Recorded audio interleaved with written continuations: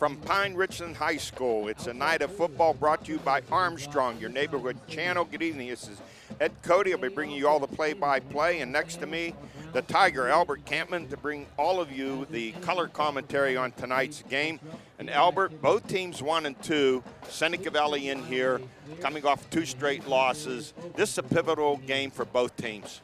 Yeah, you hate to say it so early, but for the coaches to continue to build the culture they want here, this game is vital to keep their confidence sky high. Well, and the other thing is this, why it's pivotal. The schedule gets tougher for both of these teams. Even though Pine Richland is 5A because of limited number of teams in 6A, they will play back-to-back weeks against Central Catholic and North Allegheny. And Seneca Valley has games against Mount Lebanon, Central Catholic, and North Allegheny. So both teams have different problems. Pine started off the season losing 42-0 to Pickerington North out of Ohio.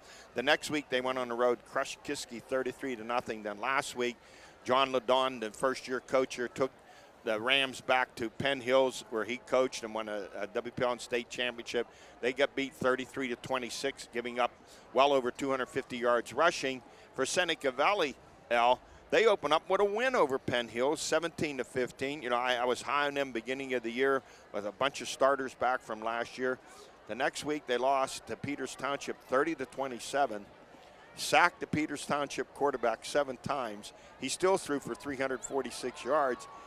The Raiders put up over 400 yards of offense, but they lost. Last week they got gouged on the ground by Cannon Mack, giving up over 250 yards rushing in a 33-21 loss. So these two teams, Albert, they're even. You look at Pine Richland, they average 20 points a game. They give up 25. Seneca Valley averages 21.6. They give up 26 a game. What's that tell you? You're giving up more than you're scoring. 20-22, everybody looks at the offensive side of the ball. Pros, college, high school. Tonight, the team that plays defense is going to win the game, Eddie. And we're going to see if either one of them have worked on their techniques, their alignments, all the things that you work on at camp that make a difference when you're playing good competition. And tonight, I looked at them. They have some guys going both ways, not a lot, but they need to step it up in this weather tonight also. I just look for both teams to play better defensively. Yeah, it's puzzling to me because Seneca Valley's been known for its physical, tough run defense, and it's not been there this year. But they did stop Penn Hills, but gave up a ton of rush yards to Cannon Mack. When we look at the Raiders offensively, they have one of the top passing quarterbacks, Graham Hancock, who's last year, we did that game, Albert, he threw the touchdown pass in the final minute to beat Pine 24-20. He's already thrown for 628 yards in 3 games, 5 TDs, 3 interceptions. And look at his receivers. Luke Lawson, who's gone to Naval Academy, 19 receptions. Amari Henson, 15. And Jackson Wetzel had 7 for 134 the last 2 weeks. And then you throw in running back Wyatt Craver, who's rushed for 266 yards and a 4.8 average. And the other thing, the Raiders have 3 Division I players on this team.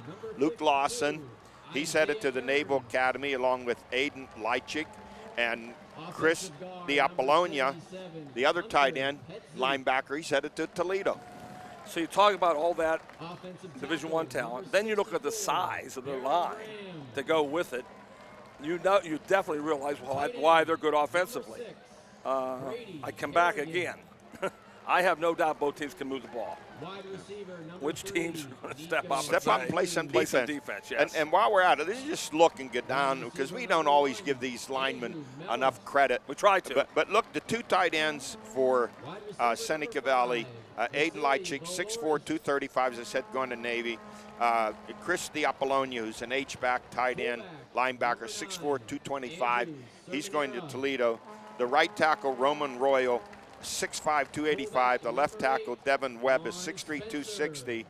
Logan Armstrong, the center, is 5'11", 260. And the guards, Josh Berg, 6 foot 255, and Lucas Lambert, 6'3", 260. Yeah, when you talk about that kind of size, you're talking about a small college-size line. And so when you realize that Seneca Valley always has had toughness in their team and size. something is amiss right now. Hopefully the coaches will figure it out in the past week. And here's a challenge for Coach John LaDon's defense. Who's matching up against wide receiver Luke Lawson, 6'3", 210?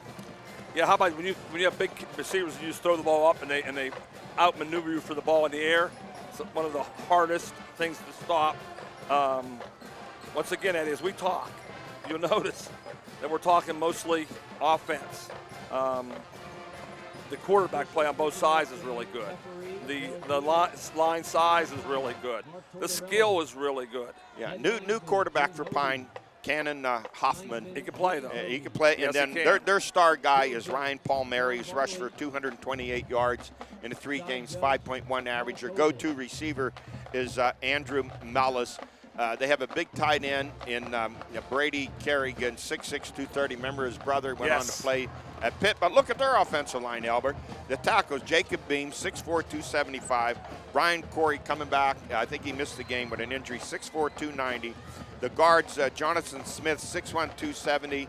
And Baron Graham, 6'3", 255. And Isaiah Kearns, the center, 6'1", 270. We're doing a college game? Yeah, we are. And one of the things that I don't get around as much as see 6A and big 5A schools, I have a feeling, Eddie, if we went down the line and looked at a lot of them have the same kind of size. That's the size of the school they have. That's how big their kids are. It's who has the great feet. You know, you could be big, but who can move? And that's what we're going to see tonight. Who can get off the ball on the offensive and defensive lines? Well, one of these teams are going to be at 500. One's going to go to 1-3. And I just think if you're going to turn it around, we always say by the 3rd game of the season, but they both lost last week. So this becomes very, very important as we're just seconds away from the kickoff. Seneca Valley in their road uniforms, black pants, white shirts. And the Pine Richland Rams in their home attire, they're all gray tonight. Well, you could tell in warm-ups that both teams are ready to play because they know how vital this game is, Eddie. Coming off losses, that is the time that you get your team ready. And I see it that both teams are ready tonight. Seneca Valley, they will kick it off. Jacob Adams to do the honors. And back deep for Pine Richland will be Ryan Palmieri. Should be back there. And I believe Andrew Mellis. Mellis to the right, Palmieri to the left. This Palmieri, Albert, he played some quarterback last year. He did a terrific job. He's an all-around athlete. Yes, he is. Plays defense. Yep, that's a good way to describe Matty. Great facilities here. We want to thank Pine Richland for the accommodations. Here's the boot, and we're underway. Drops in there, and they're going to let it run out of bounds. So they'll bring it out. They should get it spotted at the 35. One of the things I always said if I was a football coach, Eddie, I believe in special teams so much, I'd make them re-kick. See, so many people take the ball where I think they can return the ball for a touchdown. I believe in making them kick again. They just ran down the field and see what could happen. Albert, you hit something on the head that's a pet peeve of mine. People say, well, yeah, they lost, but they gave up a punt return to kickoff return. I said, it's a third of the game. It is. It's a play. It's a major part of it. It's a play. Yes. That's right. Yes.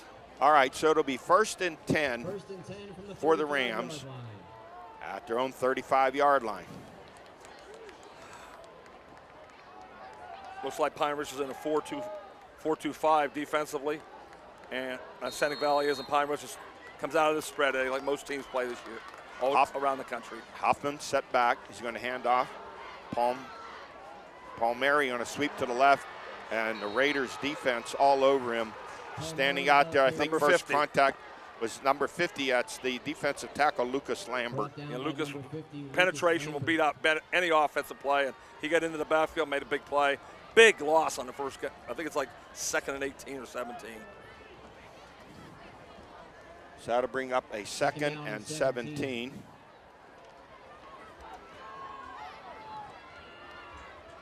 Football back at the 28-yard line. Trip set to the right.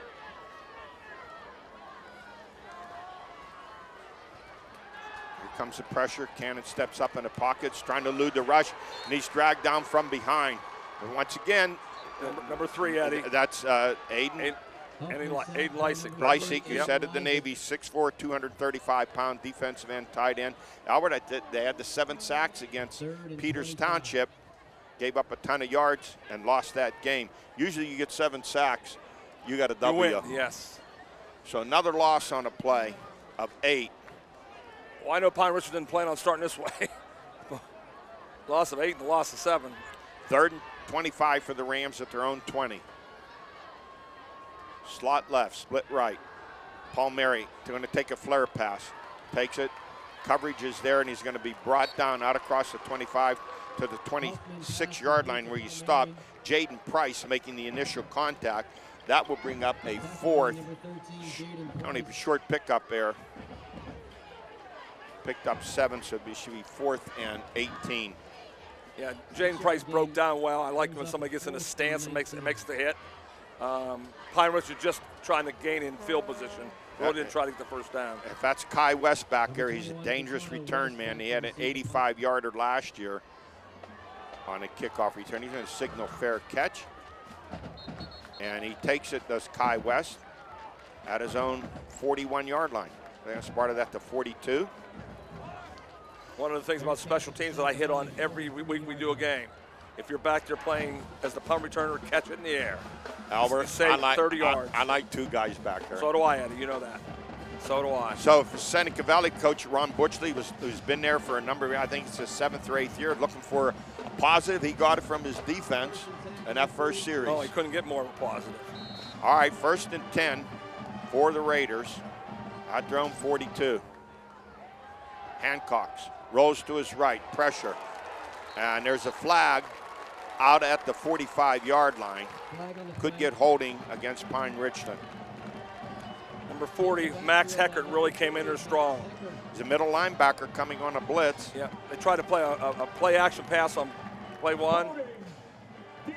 Oh, my. Holding on a defense. I saw that out at the 45. Oh, did you, Eddie? Okay. Because they had the play covered. There's no reason to hold when you have a pass rush and have them covered. You know, Hancock's, after we saw him last year, Albert, in about the middle of the season, he got hurt and missed the rest of the season. He's off to a terrific start here, the senior. He's 6'4", 225. You know, there have to be some schools looking at him. You can see they want to throw the football. Fires out here, complete to Luke Lawson into Pine Richland territory down to the 46. Number 4, Evan Johnson, broke down the play and come in and made the tackle after a 2-yard gain. 2nd and 8. Spread across the field, Eddie. So they're definitely going to throw that football tonight and run some quarterback draw. Yeah, the running back is out of there. There's Hancock the is draw going we to keep talked it. about. A huge hole. Slides, goes down. Now he's hit, and that's going to be a flag because once he starts sliding, he's down. Yeah, that was definitely a late hit by Ryan Palmieri. His helmet was ripped off. That was an easy call, Eddie. Sometimes they're difficult. That wasn't difficult. That's not something I expected to see. Hancock's running the football. Yeah, I tell you, what happened was they spread them all across the field, Eddie. They count the people in the box. They had them outnumbered. When number 2. So 15-yard penalty. That will spot the ball and bring it down inside the 20, down to the 17-yard line. When Chris Apollonia stopped behind the tackle, they immediately had more blockers than they got tacklers. Craver back in there at running back. Set to the left of Hancock. Strip set to the right. There's Craver, and he runs into 3 or 4 tacklers. Yeah, great penetration by number 34, Aiden Hasley. Oh, check that. That was not Craver running the ball. That was number 44, Eddie. Josh Falco. Okay. Guy didn't get information on the depth chart. Yep. No, that was Max Scanlon. Okay. Max Scanlon, Eddie. Sorry, Max Scanlon. Is it just me, or does this happen every week? Happens Albert? every week, Eddie. Every week. Hancock's back. Here comes the pressure. He loses the football. I think he fell back on it. He didn't recover it. One of the linemen recovered it, I think. Yes, Evan Johnson knocked it out of his hands. Josh Berg on the recovery. So now it brings up from a 1st and 10 at the 17. Now it's a 3 and 13. Well, initially, both teams. Excuse me, 3rd and 23, Albert, Yep. back at the 30. Yeah, answer my question. Both teams are stepping up defensively. They're in press coverage here. I don't like that on 3rd and 20 this long. Hancock, he's looking for Lawson all the way. And he has it. Inside the 10. I told Be you. first Eddie. and goal. Albert, I saw that. I agree with you. He was all alone, and he's There is 6'3", no reason. No 6'3", reason for that. 210. Even though the coverage was good, Doesn't make he's a too difference. big. Doesn't make a difference. You don't run that coverage on 3rd and 23. Reminds me, Are they 4th and 1 right here, Eddie? it's Or are they first and down? goal. Okay. It was 3rd and 13. No, they got a mark at a 4th down, Eddie. It was 23 to go. It was 23 to go. Okay, the scoreboard has a first down. Okay, there's a mix-up. He got it now, though, He Eddie. gets it down to the 6. How about how many teams are running single wing football? We'll call it single wing, Eddie. Snap to the quarterback and run it. They call it wildcat now, but I'll use the term I grew up with.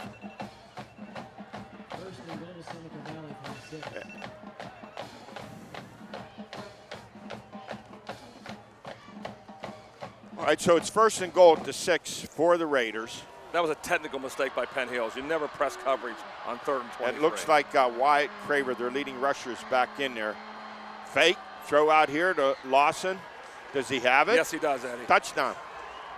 Touchdown, Seneca Valley. So Seneca Valley at the 7:08 mark on the board. TD pass Graham Hancock's complete. Hancock's. Lawson for the touchdown. to Lawson. Yeah, losses is a hard mismatch. They're playing press coverage on. That's a difficult chore for any defensive back. Both times they had good coverage, Eddie. The pass was just thrown in the right place. Just 6'3", he's going to throw it up there. Yes. Adams, the extra point, and it is good. Extra point is good. 7-0 in favor of the Raiders. Score at 7:08 in the first quarter. Well, they'll put the film on this one, Eddie, and I hope the coaches don't get on the kid covering the play. He put a lot of pressure on that defensive back when it didn't have to happen. There should be front and back on that kid. There should be somebody coming in from the side. There should never be one-on-one coverage. Albert, what did we 23. talk about in the show last week with Tennessee? 6'3", 220-pound wide receiver Cedric Tillman, and covered by a 5'10 back, and they just threw the ball up for him. Yeah, it's the same thing.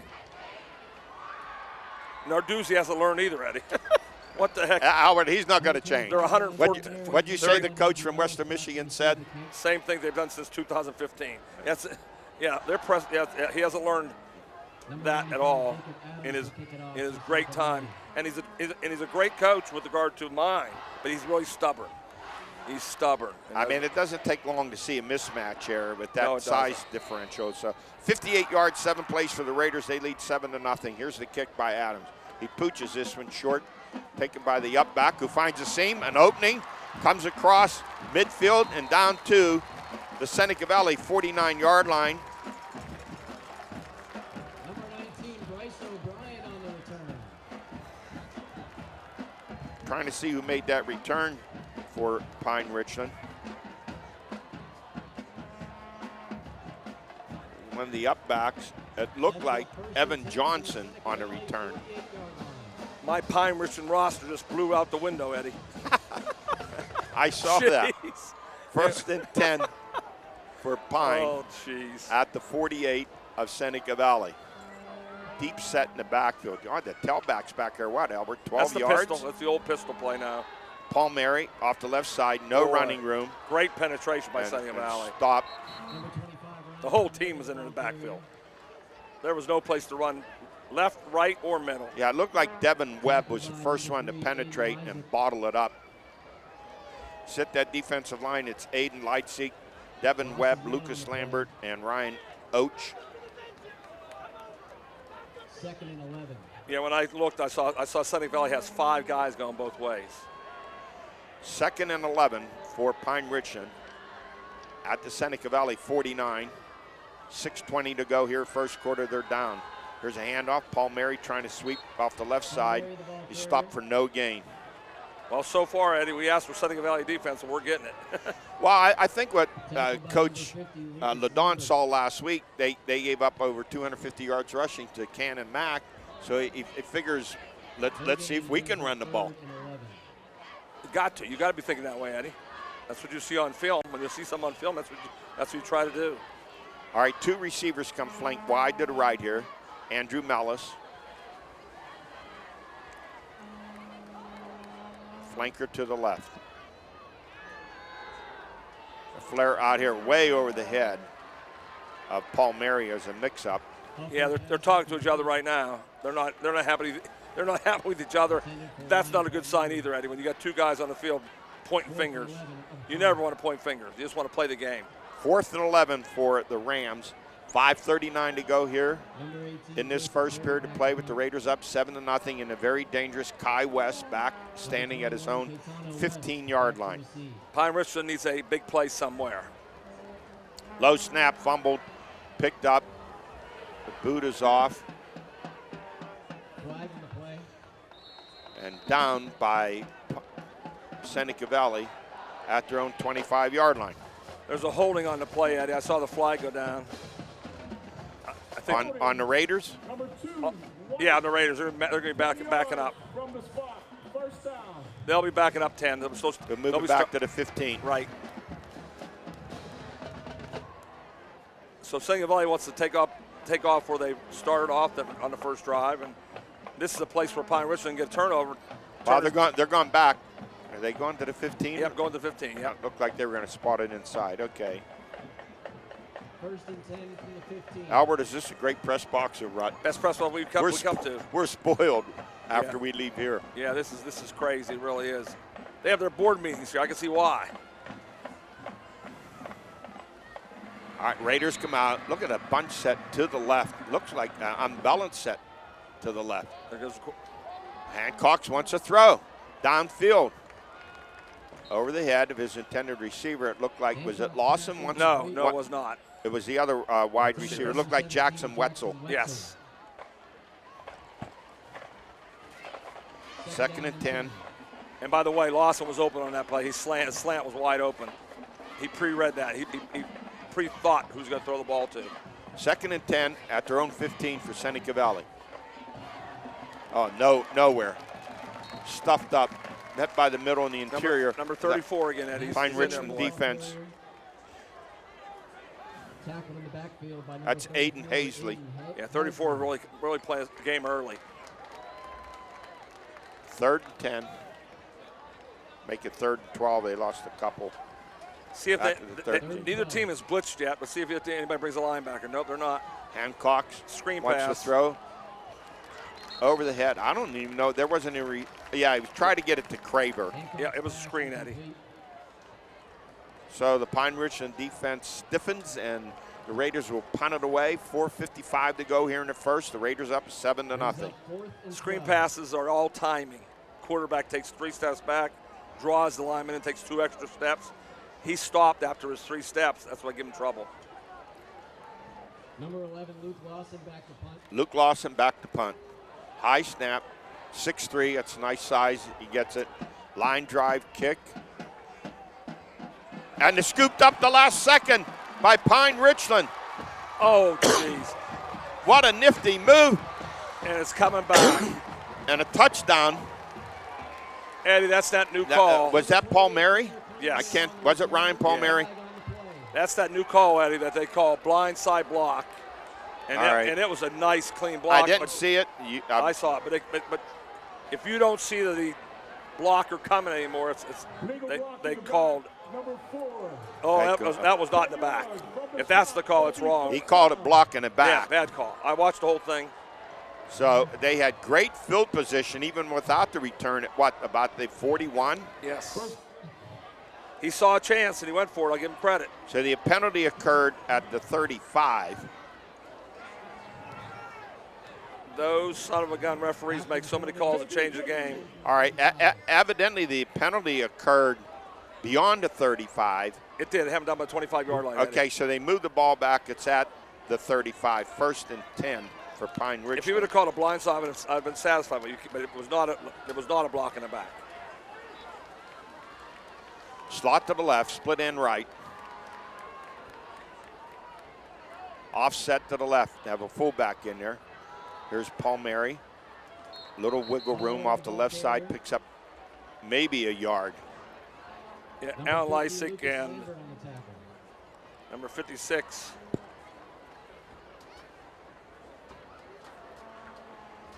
Logan Armstrong both had great penetration. Trying to see, I think the fullback in there is Andrew Sermonera. Say one thing, Double Pine Ridge check. is bound on running it right now, Eddie, and they're not dominating line of scrimmage at all.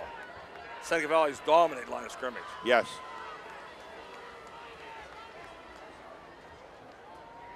Off the right side. Little bit of running room, better than they've had before. Takes the ball, pick up a 4 down to the 30-yard line, 3rd and 5. Tackled by number 40, TJ Border. Devin Webb made that tackle. Now the tight end, Brady Carrigan, 6'6", 230, checks in at tight end. One thing, there's no reads going on in it. They're just putting the ball in the hand like the old time, just put it in the gut and run it. A lot of times in a shotgun, there's a read option. There's no reading going on. Tight end right. Hammer back to throw, fires down the middle, threw into double coverage, incomplete. Brings up a 4th and 5 at the 30. Second misread in as many possessions. You got 5 yards to go, Eddie. The slant on the other side was open again. I love crossing patterns with big tight ends. Oh, they Because all you work. could see them. They and do just- work. I love that pattern. It always works, Eddie. Because those guys usually get lost. The other thing goes with that, you have to have protection. You got to be able to hold the block. All right, 4th and 5 for Pine Richland at the 30 of Seneca Valley. 3:20 to go here in the first. The Raiders up 7-0, and timeout taken by Pine Richland. They want to talk this over. Early for Pine Richland. This is important, once again, for the confidence part. 4th and 5. Use all your receivers. Take them past the sticks and find the open guy. Seneca Valley's on the line of scrimmage, Eddie, is doing everything the coach wanted them to do.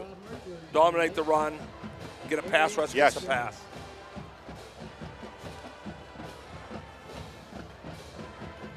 Good crowd on hand here tonight. It's homecoming at Pine Richland. Yeah, when I came in, there was all kind of tents and booths set up, Eddie. I'm not used to seeing like a carnival atmosphere. They had it. And then on the best part, I run up to the elevator. They said, hold the elevator. I hold it. Who comes in? The whole homecoming court comes in with me. They took a picture. They put me in the picture with them. Now listen, we're at a high school game, and you have an elevator to get to the press box. Yeah, someday somebody's going to say, who's that old guy in that picture on your homecoming court? Right. All right, 4th and 5 for the Rams at the 30 of Seneca Valley. Slot to the left, split end right. Hammer back to throw. Fires a slant. He has his man, Andrew Mellis, in the first down at the 21 of Seneca Valley. They must have been listening to me, Eddie. He put some mustard in that throw. Yeah, they must. They have pretty good coverage there, too. But still, that's what you have to do on 4th and 5. You want to pick up the sticks and then take a shot. If you want to take a shot at the end zone, take a shot now on 1st down. Gain of 9 on a play. Palmieri, single setback. I like the way Mellis uses his hands there for the catch. Bunt set to the left. Palmieri, there's all kinds of penetration coming through. Number 2, Eddie.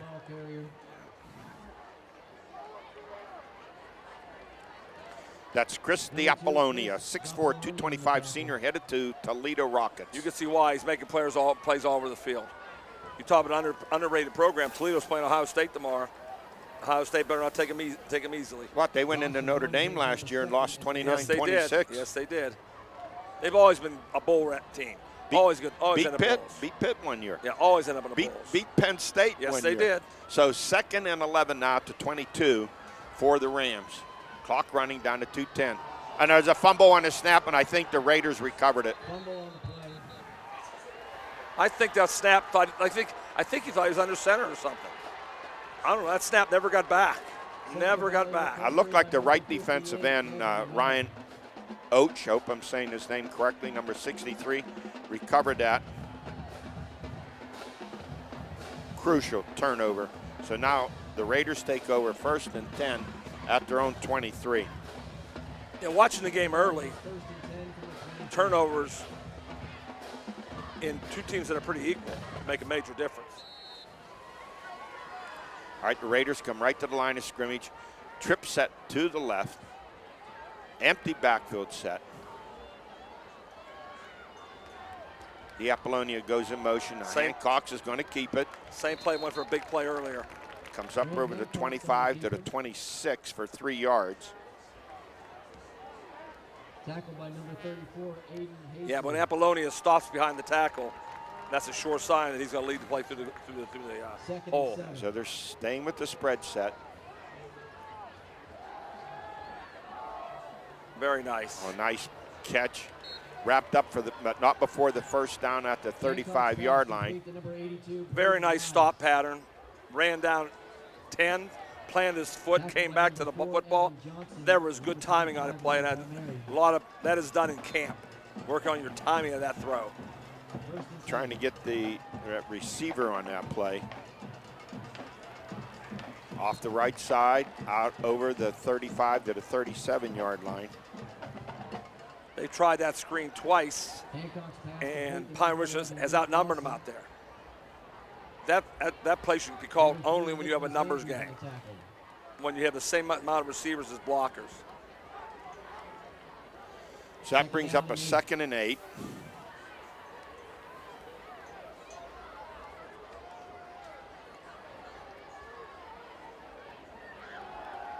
There's a pass out here, and it's complete. And there's plenty of running room. Gains his balance, comes across the 50, forced out of bounds, fumbles the ball, but I think he was out of bounds first. No, it wasn't. They're saying it was in bounds. How about that? That ball stayed in play. Recovered by Seneca Valley. They call a penalty, Eddie? I think they called offensive pass interference. Did they call that? Number 11, yes. Walking in the back before the pass. This referee's made 2 big calls in this half, Eddie. Wow. Joe Babushki on the reception. That's a huge penalty. Negates a first down in Pine territory. For you fans watching on TV, the reason that plays work, and I just described it, they had 2 defensive backs back there for 2 receivers. You block one, and you depend on the other guy to beat the second guy. That's football right there. So that penalty moves the ball all the way back to the 27-yard line. 2nd and 18. Bring up a 2nd and 18.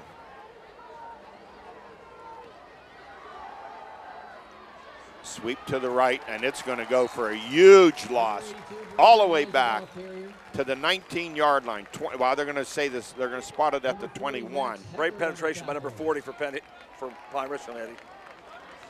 Great penetration. 6-yard loss on the play. Now with Craig, I think that's 82, Braden Wise. Yep, Pine Richland number 40 made a great play. Now it's 3rd and 24. Back at the 21. We've had a lot of long yardage formations tonight, Eddie. They'll run the quarter out right now. They'll run the quarter out. That's the end of the first quarter play with a score of Seneca Valley 7 and Pine Richland nothing. Both teams, Albert, from what I could see, feel confident they could throw the ball. They're both trying it, let's put it that way, but in my headlines before the game I said defense would have to pick it up. Both defenses have played well. Both one error on the long pass down the left sideline to Lawson. And it was good coverage, by the way, great coverage. But both defenses have stepped up. And neither team's been able to have a running game. So Seneca Valley scored at 7:08 of that first quarter on a touchdown pass from Graham Hancock to Luke Lawson. 7-yard toss. 58 yards and 7 plays. Adams with the kick. And that's where we are as we head into the second quarter of play. So as you look at it, Seneca Valley has to be very, very pleased with their defensive line. Very, very pleased with Lawson. Pine Richland was really excited when they had the ball the last time. Take it for a touchdown, get called back for a block that I swear was not made. And then they turn the football over on a quarterback snap, Eddie. That can't happen.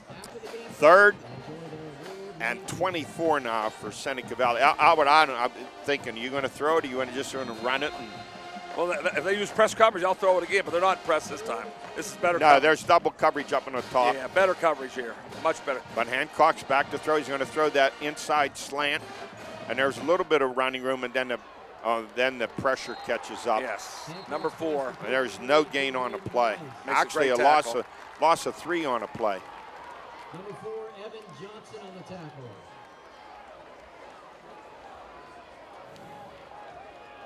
Going to make it 4th and a bunch. 4th and 23. 4th and 23, actually a gain of a yard on a play.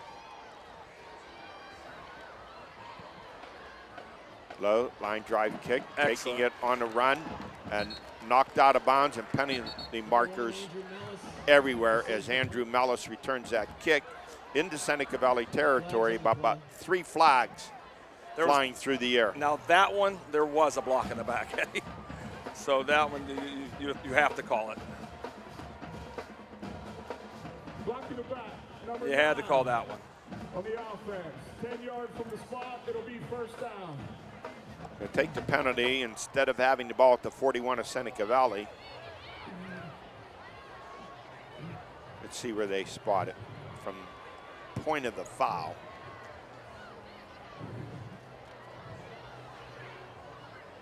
Looks like they'll spot it back at the Seneca Valley. Nope. JV. Back at the Pine Richland 49. After the penalty, it's 1st and 10. on the Just Pine underway here, Richland 2nd 49. quarter play, 11:15 to go, 7-0 Seneca Valley. Ed Cody along with the Tiger, Albert Campman. If they have a trick play, 1st down from the 49 is the time to use it.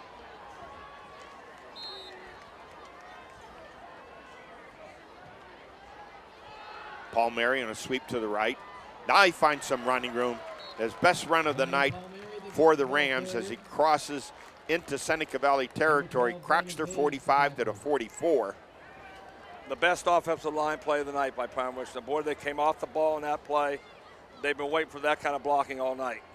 Pick up of 7 on the play, 2nd and 3. At the 44, Seneca Valley.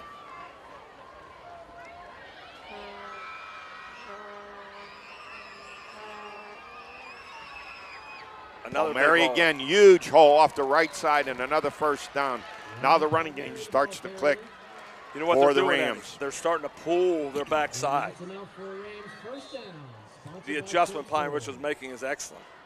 Said we couldn't hand them straight up, so they're blocking down and pulling their backside through the hole. Very good coaching. 1st and 10 at the 38 for the Rams. Trailing 7-0. Twin set to the left. Offset. Running back, there's Paul Mary. And he's going to plunge it down to, gets it down to the 36, a short pickup of 2 on a play, 2nd and 8. Yeah, they can't handle the Seneca Valley straight up. And that's what they tried to do again there. And TJ Borders came in and made the tackle. They need to use movement on their offensive line to move the Seneca Valley defense. Let's see if they go back to pulling their guards and tackles. Kerrigan checks back in at tight end.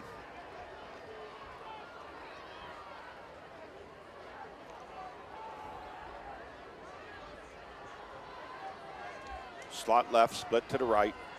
Single coverage up top. Paul Mary, just hits into a wall, white shirts. At least 3 Raiders waiting for him, and it's going to lose a yard on the play. Straight Bring zone up blocking. 3rd and 9. That was zone blocking. You see the bucket step and all of them stepping to the left. Lucas Lambert just blew that up.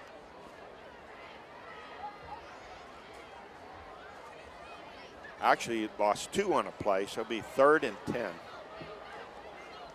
Boy, how fast this 2nd quarter is going, Yelver. Down to 8:50 already. Logan Armstrong also blew that up. Yeah, the interior of the line just penetrated. Snap, back, hammer, looking. There's a Here big comes the pass pressure. And first to get him, in on him is Aiden Lychik. Boy, does he have great hands for leverage. Is that Great hands.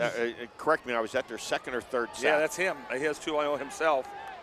But watching him, I focused in on him. He has been well taught how to rush. Used his hands, got leverage with the inside hand, threw him away, and got the sack. So the Rams will kick it away. Number 21, Katana West back to receive the punt. Perry on a punt. And good coverage by the Rams. Flag on the play. What do they call targeting? Kai on that West play? down immediately at the 10-yard line. Is there a flag? Yes. Number 2, Luke Rudolph on the tackle. Don't get me started on that targeting. I don't know what it is anymore. I watched enough of it. On white. After distance to the goal, it'll be first down. No, they blocked in the back again. Was it, okay. Okay. Yeah, targeting is a tough call for me too, Eddie. So half the distance. Here, move the ball back to the 5, I'm guessing. 5.5. Boy, a lot of penalties this game, Eddie. Blue. 5.5-yard line. Is that what they said? Yep. I just. You got it, Eddie. Well, Pine Ridge is going to try to strip the ball here. That's a drill that a lot of defensive coaches use a lot these days. You know, actually, this is one area I hate to blitz on because it opens up a chance For a big play. For a big Yeah, play. Yes. All right, Seneca Valley comes out. Slot to the right. Hancock's going to hand it off to Craver. Gets a little breathing room, maybe 2 yards out to the 7-yard line. Scanlon on the carry. Excellent penetration Tackled by number 40, Max Heckert. from their outside safety, number 12. 3 yards Outside on linebacker, first excuse and me. 7. 2nd and 7 out at the 8. Nobody's covering out Yeah, here. yeah, I know he's hollering for someone to come over. Is the defensive Wow, back. defense. Now he backs off. Nobody was covering the slot receiver. That was Bryce O'Brien calling for help. Hancock's back to throw. Man wide open down the middle. It's complete. Out across the 30, the 35, the 40. Breaks a tackle, still on his feet. Down the sideline and forced out of bounds. Out at the 47-yard line. Number 82, Eddie. Braden Wise. He's 6'5" and 180. Knocked out of bounds by number Oh, 19, Braden was Bryce bouncing around O'Brien. like a tilt machine there. Albert, another guy they didn't put in the depth chart for him. I'll tell you what. Flag on the play. Did they just try to make it harder for us? Yes. Offense. That was the best That was a gain of 39 yards. best offensive blocking for the pass, the last possession, that last play, Eddie. Quarterback looked left, looked right, and finally came down the middle. When you're able to look at 3 different plays, that means the offensive line has done a great job. Got it. All right, well, what was this penalty for? Illegal motion, Eddie. They were going to run the screen to Lawson again, or the fake screen to Lawson, one of the two. Got blown up by illegal motion. So that change it makes it a 1st and 15. Moves the ball. They spot it back at the 44-yard line. Craver finds room, turns a corner, breaks it into the secondary, cuts back inside, and that's not Craver. 44, Eddie.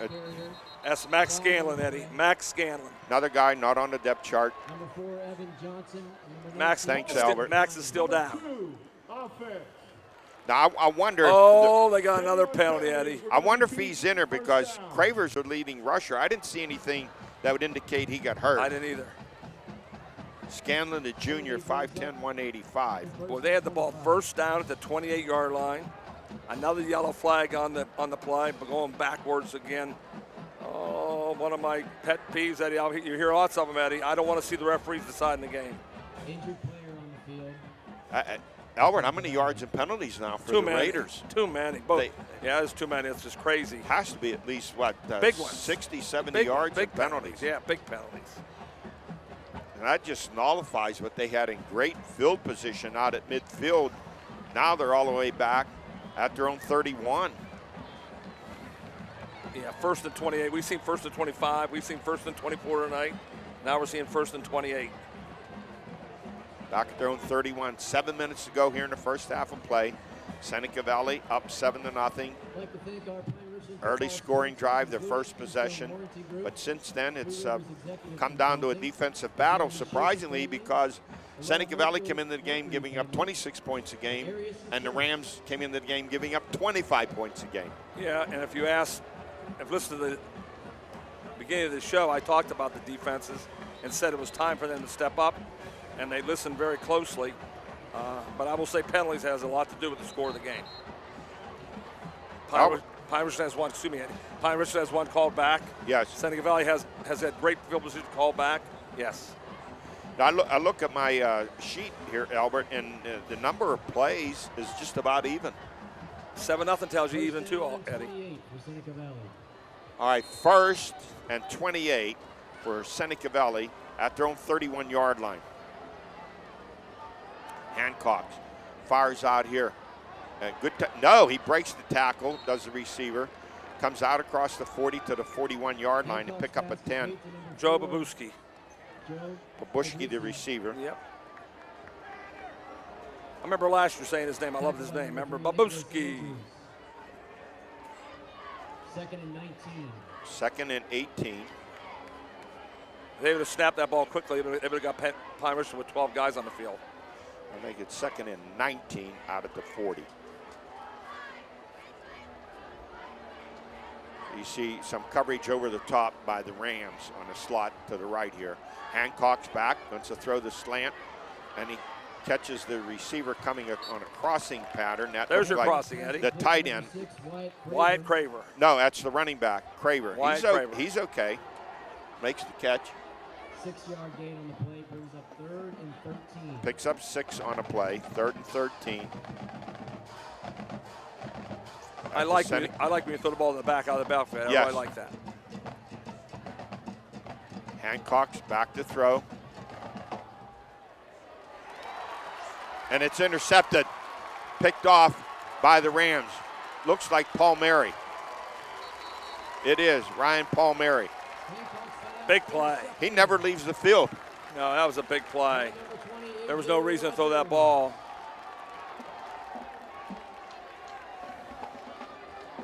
Looked like he threw it into triple coverage. Yeah, Graham Hancock's did not read the defense right on that one. He just let it go and said, I hope Loss can jump up and get it. That's his 4th interception on the year to go along with 6 TD passes. So with 6:07 remaining here in the first half, the Raiders leading 7-0. Pine Richland has it at their own 47-yard line. Game of defense, Eddie. We thought maybe the opposite. I said, from this point on the field, this should be a trick play player. If you have one, we've worked all year, the old handoff back to the quarterback. Fake, hammered throwing. It's a tip pass, and was it caught? It was. Wow. Went through the hands of one Pine Richland receiver. receiver. Number 3, Eddie. That was a big play by Aiden Lasak. And that's a Rams first down, sponsored by Schultz Ford. That's Nico Andrews on that reception for Pine Richland. That was Pine Richland. I had the wrong team. That's why. Sorry, Eddie. Hey, that happens. I told my Pine Richland she went out the window with the wind. Nice I'm going to have pickup to hunt it down at halftime. on the play of 18 yards, 1st and 10 at the 35 of Seneca Valley for Pine Richland. Double slot formation. They'll take that lucky play, won't they, Eddie? Here's a throw down the sideline to Mellis, just off his fingertips. Huffman's pass just too deep for number 1, Andrew Mellis. There was a misread on that one, too. The assistant coach for Pine Richland was really upset on the sideline.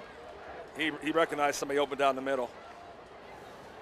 2nd down and 10 from the 45. Wasn't a bad pass. No, not at all. It's where you throw it. If you're going to throw it anywhere. That's what Uncle Bill Bourne. Outside shoulder. That's what Uncle Bill Bourne used to say. If he can't get to it, he's too slow. Right. Throw it on the outside shoulder and let him go get it. All right, 2nd and 10. The clock stops. 5:31 to go in the first half for Pine Richland at the 35 of Seneca Valley. Sweep to the left. Zone play again. Palmieri, and just too many white shirts all around there defensively. Tackled by number 50, Lucas Lambert.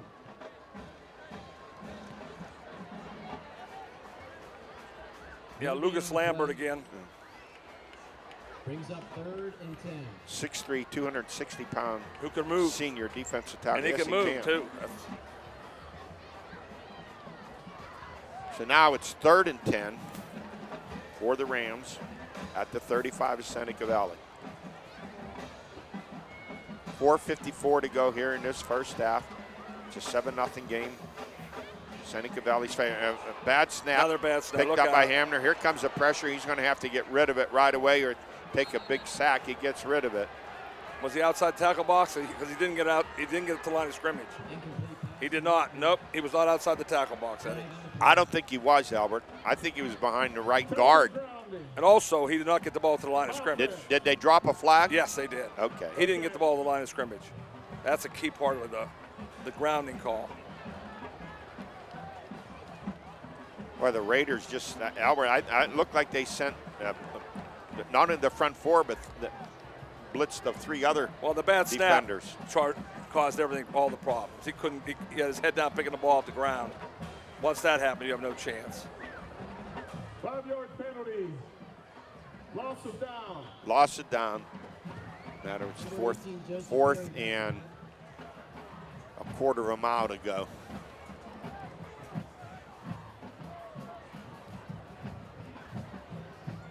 Number 21, Katana West back to receive the punt. Was it 4th and about 40? Yep. 35, Eddie, to be exact. There's the punt. Ty Nice West job. takes it. Nice job out at the 32-yard line. 1st and 10 for the Raiders. Those lefty punters make it tough on receivers, Eddie. That ball comes off the foot with a different spin. Belichick like to have left-handed punters all the time, left-footed punters. A 1st and 10, Seneca Valley. 4:32 to go here in the first half. And the Rams, having had some chances, Albert, but crucial penalties. There have been penalties on both teams. And mistakes just hurt them. A trip set coming out here to the right for Seneca Valley.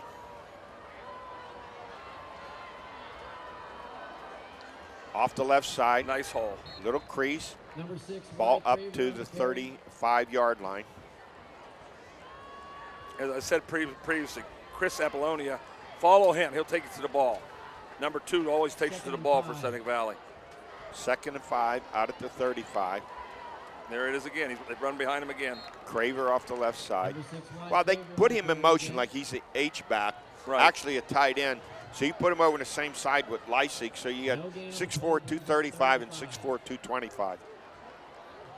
Number 18, Joseph Perry with the tackle. 3rd and 5, actually no gain on that play. Well, it looks like they're going to have their throwing attack in Apollonia come out of the game. So we'll see if they run a draw play or a pass. Hancock's back. Nope, they were off on that one, Eddie. Yep, they were ready for that. Hancock's pass incomplete. So I'll bring up a 4th and 5. Seneca Valley to punt it away. Intended to number 4. Hancock thought he was running deep out. The receivers thought he was doing a deep in, and the ball ended up between both of them. Brings up 4th and 5. 4th and 5, 3:30 to go here in the first half of play. Ryan Palmieri back to receive the punt. Number 11, Luke Lawson to punt. Luke Lawson back to punt.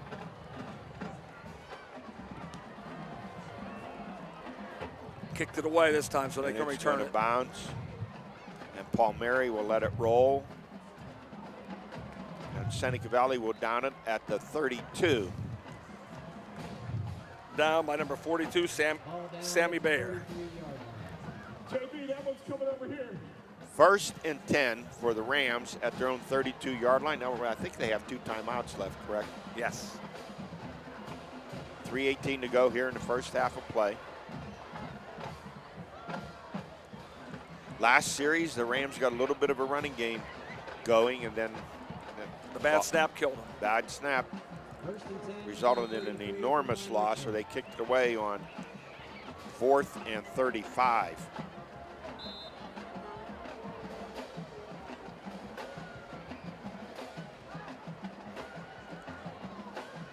Twin set to the left. Quick pass over the middle, complete. Nice catch. Vaughn Spencer's pass complete to number 5, Vasily Valora. Number 5 for Pine Richland. Beautiful hands. I like that. Tackle by Joe That's Babuski. Baloris on the reception. Pick up of 8, 2nd and 2. Gain of 8 brings up 2nd and 2.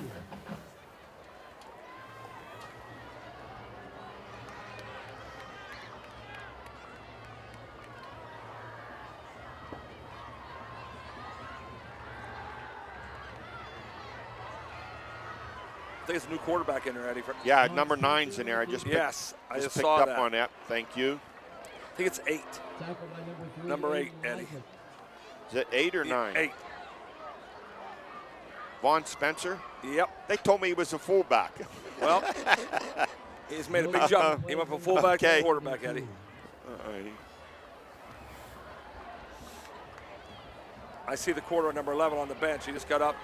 They're checking him out, Eddie. All right, Vaughn Spencer, the fullback turned quarterback.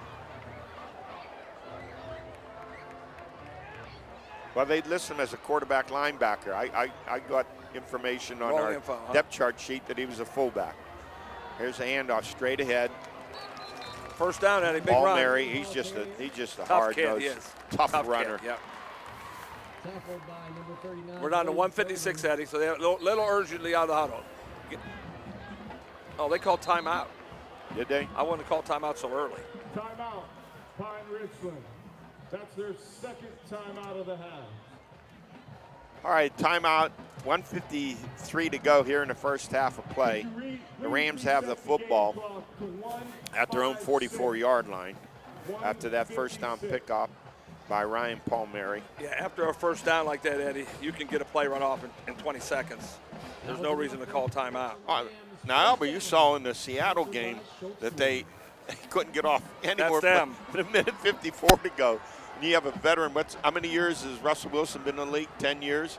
And You can't trust him with the ball in his That's hands. what's so discouraging, that the quarterbacks have to look at the coach.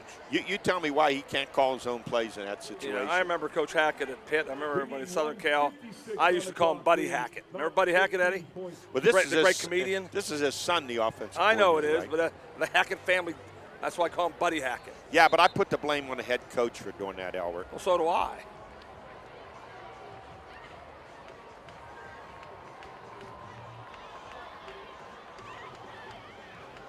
So it will be 1st and 10 for the Rams. A minute 56 to go here in this first quarter. They're down 7-0. They have the football at their own 44-yard line, and let's see what Coach LaDon decides to come up with. Double slot formation. Vaughn back, throw, incomplete. Just tipped. Vaughn Spencer's Luke pass Lawson complete. tipped it away. Vaughn Spencer is a sophomore. This has to be Cole Spencer's That's what I'm brother, thinking, too. who's now wrestling at My Penn. guess. It's a guess was of our mine. athlete of the year Yep. 2 years ago. That's a strong guess, right, Eddie? Down and 10. At least I'd they're, be surprised if it's not. at least they're relative. Yeah. He's another outstanding wrestler, too. Yes. 2nd and 10. Clock stops, 1:50 to go. He had that ball on the money. I mean, nice defensive play. About the same size as Cole was. Yeah, he looks like him. Now he's going to take off. He's going to run. Has plenty of running room. Oh, he's thumped hard and brought down at the 45. What was this penalty for? I didn't see it. Where's the flag, Albert? It's back in the defensive backfield. I have no idea what this guy. He called targeting. The helmet, defense. He li- The run. did. From there, it will be Did he call He targeting? did. He called. Yes. Well, the run was good enough for first down First down. at the 46. Now they're going to get another 15 yards tacked on. Put it down at the 31-yard line. That's a football play, Eddie. There's no penalty there at all. Jeez, oh man. Albert, I ask anyone, a veteran official, to explain targeting for me, and you get two of them, and you get two different That's answers. just a football play. The guy made a tackle. 1st and 10 at the 31, Seneca Valley. Palmieri running hard off the right side, getting a nice surge by the right side of that offensive line. That was the best blocking of the offensive line all night, and a great job by the Prime Richland offensive line. Jacob Beam, 6'4", 275. Baron Graham, 6'3", 255. And Isaiah Kearns, the center. 2nd and 3. I think Kerrigan was in there at tight end, 6'6", 230. That's a load. Quick huddle here, Eddie. 2nd and 3. Spencer wants to throw, fires to the end zone. Oh, he's doing it in double coverage. Tipped away. Yeah, good coverage, double coverage. That ball should have been intercepted, Eddie. I'm not making an excuse, but he's a sophomore. He's going to learn I agree. from that. I agree. Yeah. So that'll bring up 3rd and 3. 3rd and 3 upcoming.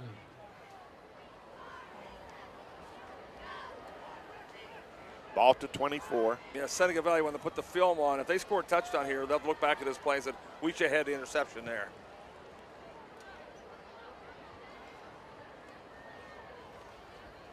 Minute 13. Andrew Mellis goes split wide to right. Baloris to the left.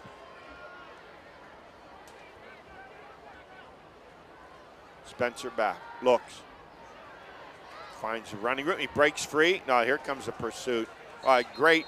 Elway, that's a great tackle. I thought he had a seam open on the right side. Yep. Did you pick up who stepped Number up? 40. Number 40 for Seneca Valley, which is he's had a great night. That's the middle linebacker. TJ Border. TJ Border. Yeah, he's had a great night tonight. So that brings up a 4th and 3. The clock running down inside 50 seconds. Brings up 4th and 4 from the 25. Actually a loss on a play. Back to the 25, 4th and 4. They can use it last time out. You shouldn't use it Clock here. is just running. They should not use it here, Eddie. What they doing here? I'm not sure. This is what they did the other night. That's going to kick a field goal. Really? That's my guess. That's all I guess why they let the clock run down. It's a 42-yard field goal. One other reason why I'm let the clock run all the way down. I want to take another shot at the end zone. My gosh. I can't understand They're this, going Eddie. for the field goal. They got to kick. They got to be kicking the field goal. Yeah, they are. They're kicking the field goal, Eddie. Pine Richland. Take a timeout with 11 seconds. Must have a strong leg, Eddie. Must have a really strong leg to kick a 42-yarder for high school. That's I think the kicker, not Perry's the punter, so I think this is Grant Argrio. Oh, Grant must have a strong leg.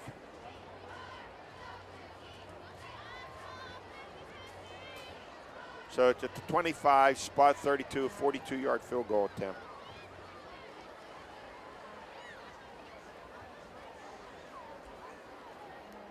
And it's from the right hash. That's where Bullock wanted, like that he went on the right hash Sunday. He should have kept it in the middle. He hooked it left. So I'm trying to see, is that 26 or 18 out there spotting the ball? I'll try to pick it up for you, Eddie. Can't turn. Hope he turns right now.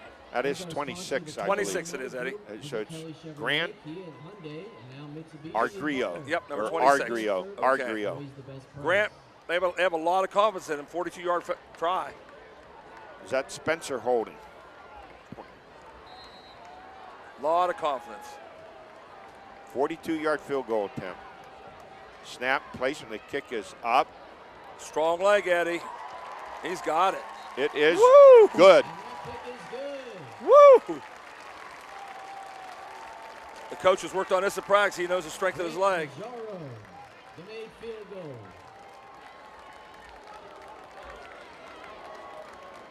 42-yard field goal. 5 seconds left to play in the first half. The score. That's a big-time kick, Eddie. So we have 5.8 seconds left.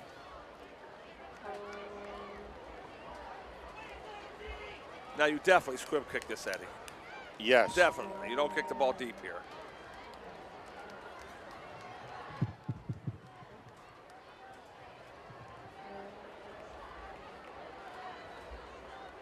Seven to 3. The Rams finally get on the board. Pine Richland football sponsored by Schultz Ford. Albert, I remember a game. It was like Pitt and Cincinnati for the Big East Championship. Pitt's up 31-10. They just scored. And about 20 seconds ago, and Wanstad elected the kickoff. And this real good Gilmore, the kickoff return, Cincinnati, went 94 yards for a score. So it's 31-17 at the half now. And Cincy won that game 45-44. I'll never forget that. And Turn the whole game around, right, Eddie? Why wouldn't you just squib that? Yes. And they didn't squib it either. No, forget he kicks though. it in the end zone. Yeah, you can't run it out of the end zone in high school. High school, you cannot run the ball out of the end zone. Oh, there's a fight going on the field here, Eddie. Is there? Yep. Oh, they broke it up pretty quickly. Okay, let me see what. He should take a knee. That's what he should do. Hey, Albert, how about this? Grant is just a sophomore. Woo! 6'1", 190. He's got a chance to be a big-time kicker. I would say. Yeah. I don't know why Seneca Valley's huddling up over there. 5 seconds left. Sit on the ball.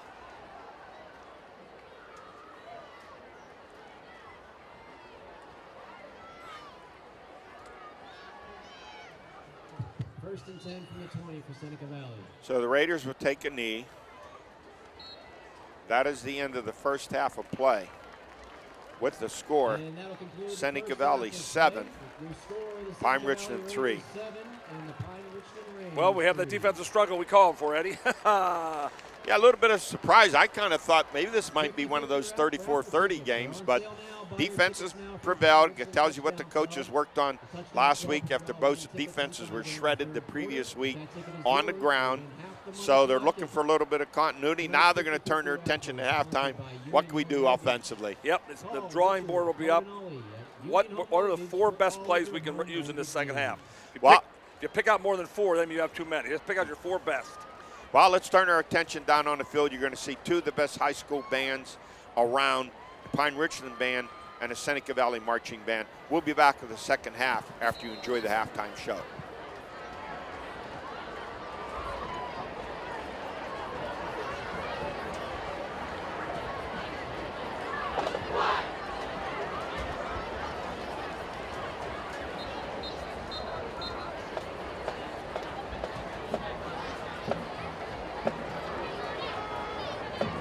Ladies and gentlemen, we proudly present the 2022 award-winning Seneca Valley Raider Marching Band.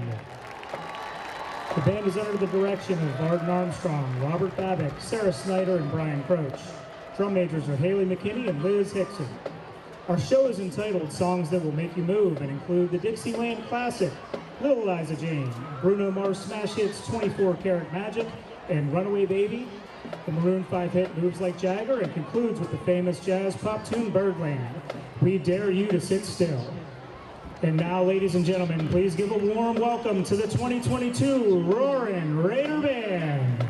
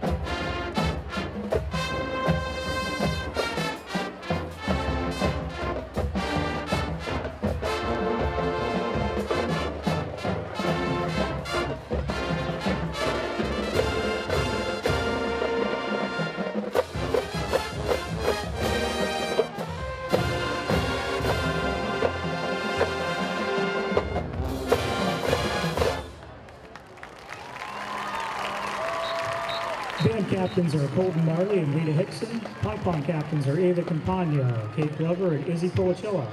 Color guard captains Alexis Helsel, Caitlin Mankovich, and Alexa Rigger.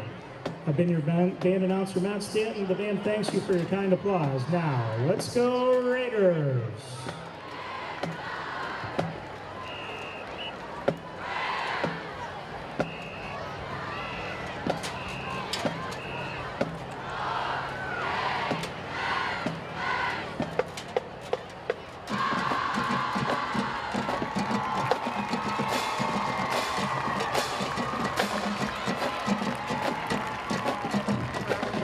Ladies and gentlemen, presenting the 2022 edition of the Pine Richland High School Marching Band under the field direction of Isabella Christner, Megan Finney, Brennan Kirkpatrick, and Gianna Nicocha. The band opens this year's halftime show with a 1968 song by the American Breed. Here is Bend Me, Shape Me.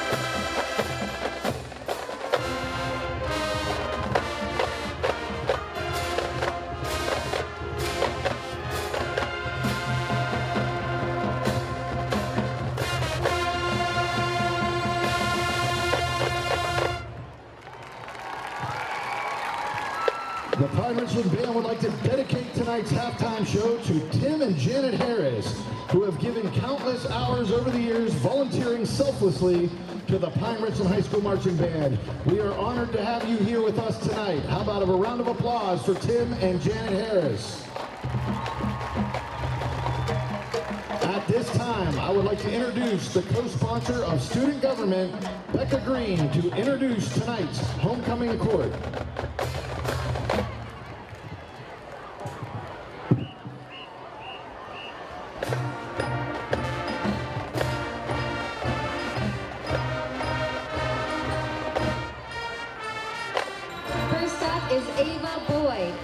The daughter of Megan and James Boyd. She's on the varsity soccer team. Next year, she plans to attend Michigan State University to continue her soccer career and study business. Ava is being escorted by Jack Mill. Jack is the son of Ann and Mark Mill. Next is Fiona Carter. Fiona is the daughter of Perry and Drew Carter. She's on the girls' golf team and is vice president of Astronomy Club. Next year, she plans to attend a 4-year university. Fiona is being escorted by Cale Clapp. Cale is the son of Alexandra and Tamir Clapp. Next up is Kendall Chilcote. Kendall is the daughter of Kimmy and Mike Chilcote. She's the senior class president of Best Buddies, and is a varsity cheerleader. Next year, she plans to attend a 4-year university to study education. Kendall's being escorted by Toby Katay. Toby is the son of Rachel Stone and Doug Katay. Next is Mia Davison. Mia is the daughter of Heather Janjuli and Chad Davison. She participates in Minithon and Best Buddies. Next year, she plans to attend a 4-year university. Mia is being escorted by Owen Llewellyn. Owen is the son of Michelle and John Llewellyn. Next up is Mary Zubin. Mary is the daughter of Kathy and Greg Zubin. Mary is on the varsity lacrosse team and participates in student government. Mary will be attending Kutztown University to play lacrosse and major in biology. Mary is being escorted by Landon Kadick. Landon is the son of Mary Beth and Mike Kadick. Next up is Lucia Harpalani.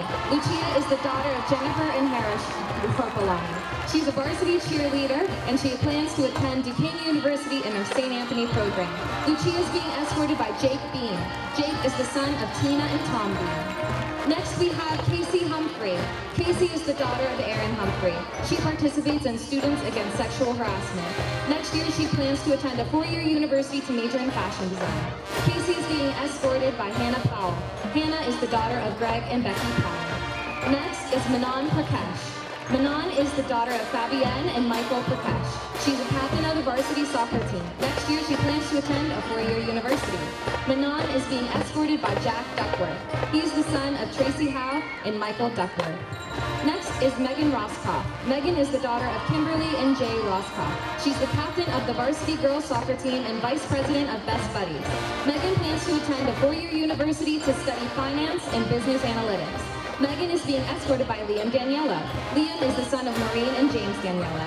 Next up is Emily Smallwood. Emily is the daughter of Beth and Mark Smallwood. She's on the varsity diving team. Next year, she plans to attend a four-year university. Emily is being escorted by Kevin Lynn. Kevin is the son of Paige and Andy Lynn. Last but not least is Mary Weimar. Mary is the daughter of Bonnie and Peter Weimar. She's on the varsity lacrosse team and is the captain of the varsity field hockey team. Mary plans to attend a four-year university to major in marketing and communications. Mary is being escorted by Andrew Sermonera. Andrew is the son of Cindy and Anthony Sermonera. Let's have a round of applause for our 2022 homecoming chorus.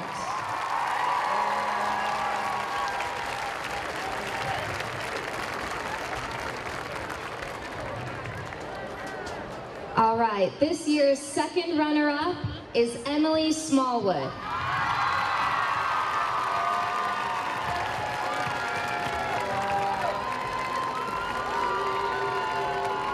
Our first runner-up is Manan Prakash.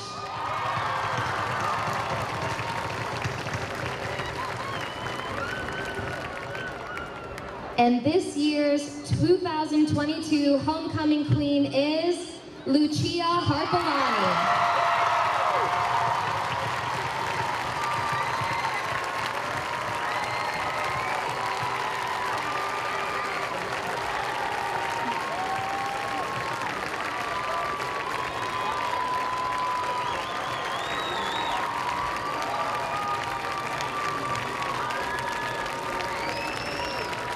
Everyone, please direct your attention to the track for the Pine Richland High School Choir's performance of the Alma Mater.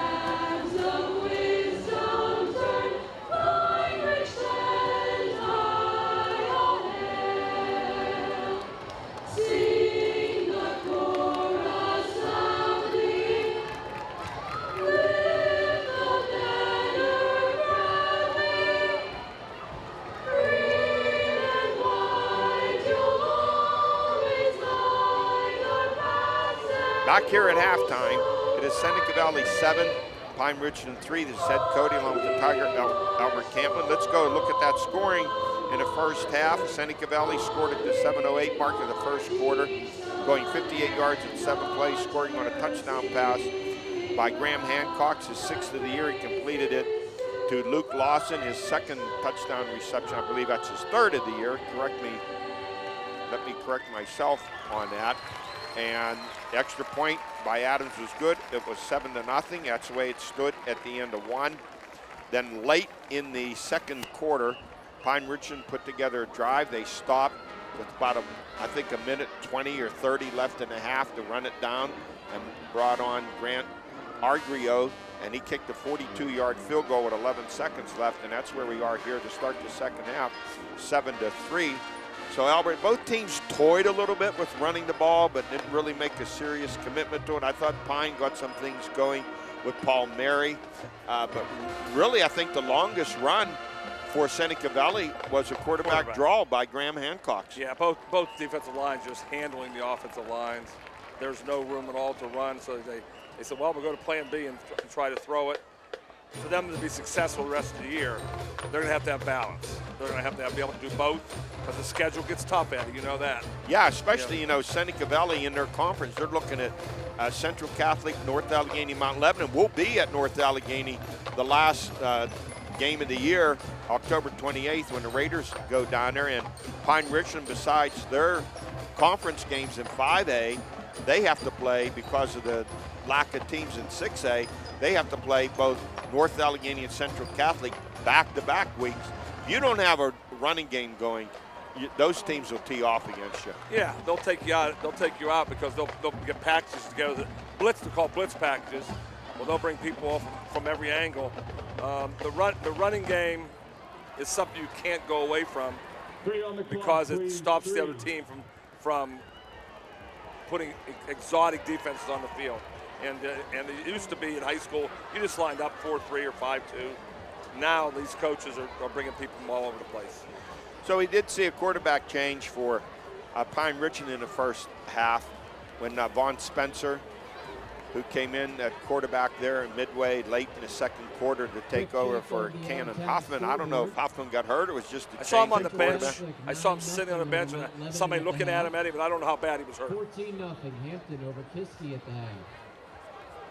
Well, Albert, I'm going to make a crazy prediction. I think the team that gets its running game clicking here in the second half is going to end up taking control of this game. Well, I think that's usually the truth in high school football, Eddie. That is not going to change, and I'm going to say whoever makes the big play is going to take control of it. It could be on special teams or a long run or long pass. Had relatively two decent plays. A pass from Spencer to Belores. Their biggest gain of the night was 30-some yards, 37 yards, and then the couple passes to Luke Lawson. But that's been pretty much it. I just can't understand.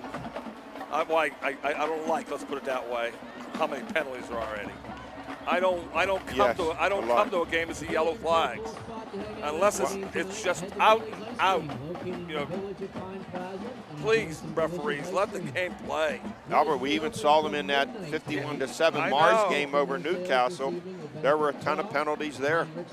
Maybe the new talks at their committee meetings are, you know, if it's close, call it. In the old days when I was playing, they told the referees, if it's close, you're not sure, don't call it. And they call everything these days. Albert, we go back and look, and the reason this game's being played is because there just aren't enough 6A teams. There are only 5 of them, and that's why you see Pine Richland's going to play 2 6A teams. And I'm sure the athletic directors are saying, you got to change this, but there's no solution in sight that I see. We talked about it on our show, Eddie. We talked about 2 years ago that this is going to cause major problems in scheduling. And luckily, there's some great 5A schools like Pine Richland who step up and play. But just think, they can put their foot down and say, hey, what are you doing putting us against 4 6A teams? What are you doing? Yeah, and the only solution, and the athletic directors and schools voted it down, was to drop out of the state and go back to 4 classifications in the WPL, but that was voted down. Yeah, and I knew it would be, because the coaches' egos, it's pretty easy in 6. When you have 6 classifications, you got to be really poor not to make the playoffs, Eddie. You know, there's teams in the playoffs 4 and 6, 3 and 7. You know, Albert, I think it was last year or the year before when Cannon Mac went 3 and 7, and their coach was voted the 6A Coach of the Year. Oh, Eddie, Chuck Noll's rolling over in his grave. How about all the other coaches? How about that? Chuck Noll, he never was voted Coach of the Year. How about that? Isn't that amazing? Yes. Pine Richland kicking off, Eddie, to start the second half. Well, very important here. Let's see what happens. It's a must stop for the Rams, down 7-3.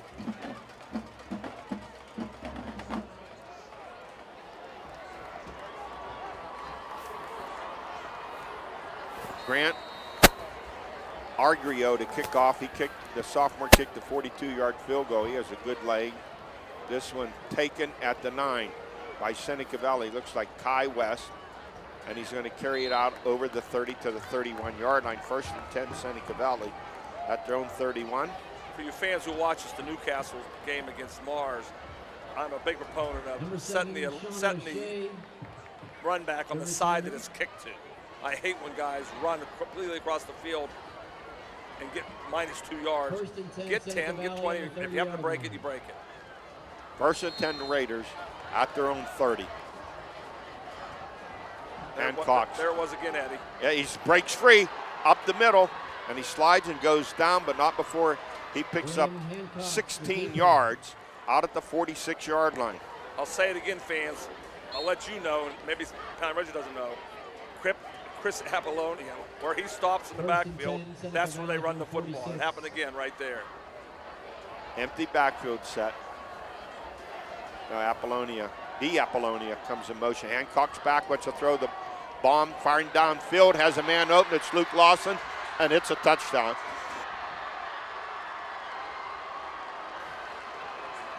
Hancock's pass complete for 54-yard Jackson scoring Wetzel pass. for the Seneca Valley touchdown. That play was set up with great protection, Eddie. They kept Apollonia in the block. The offensive line formed a pocket.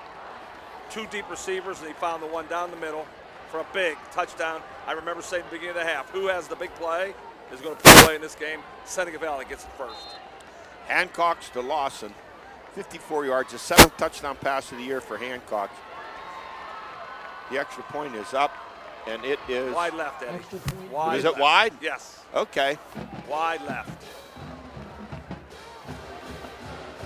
So it's now 13-3 in favor of Seneca Valley. And Albert, there you go, bang, bang.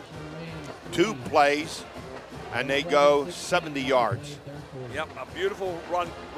They went to the play that worked best in the first half. Eddie said at halftime, the best running play they had was the quarterback draw. They went to it again.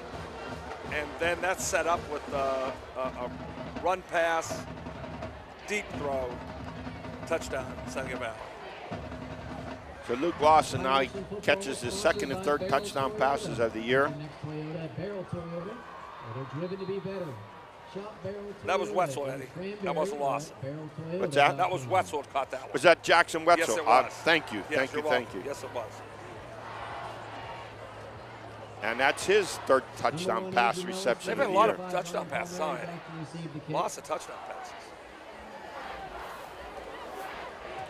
One of these years we're gonna have our producer Matt Lutz get us a monitor up here You know, the other thing is the numbers are hard to read on these uniforms. on the gray They are uniforms at tough night. to read. All right, 11:16 to go here in the 3rd. And Seneca Valley up 13-3. There's the kick, taken at the 14-yard line, and a very short return out to the 24. Excellent tackle by Sammy Bear for 42. Sammy Bear on the tackle. They'll spot it right at the 25. 1st and 10 for the Rams. Well, let's see the game plan of Pirates for the second half. See if they want to run the football like Eddie said, or they come out throwing it. See which quarterback starts too. Looks like Spencer. Vaughn Spencer back in at quarterback. Remember 2 years ago, his brother Cole Spencer was our Mount Athlete of the Year, outstanding wrestler and quarterback, now wrestling at Penn. Spencer back, wants a throw. Fires, has a man open down the middle, running room, breaks out across the 45, over the 50, and down to Seneca Valley territory. Andrew Mellis, Eddie. Andrew Mellis. Big play to start the second half. Mellis, their go-to receiver.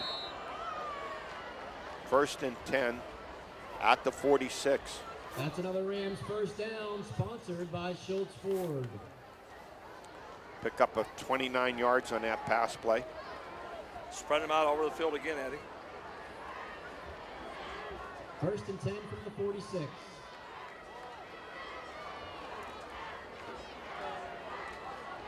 Spencer set by himself. A little miscommunication there.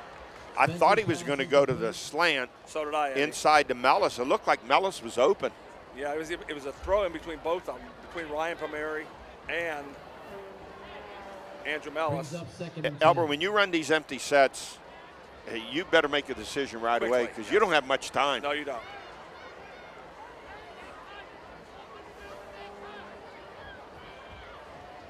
So it brings up a 2nd and 10 at the 46.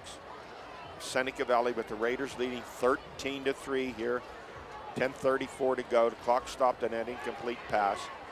The Raiders just scoring on that 46-yard, 54-yard touchdown pass from Hancock's to Wetzel. Here's a flip over the middle, complete to Ryan Palmieri, and he's very close to the first down. Well, Eddie, if I was to decide to say, Eddie, We're going to not throw. running. We're not running. Yep. we're going to throw it every down. Jeez, oh man. Hey, I'm not going to argue with a guy who won a WPL state championship. I got you. And he got a guy played at Rutgers and in the NFL for a number of years, Mike McMahon. Yeah. I see him. He's down there calling the plays. Yeah. So it's 3rd and 1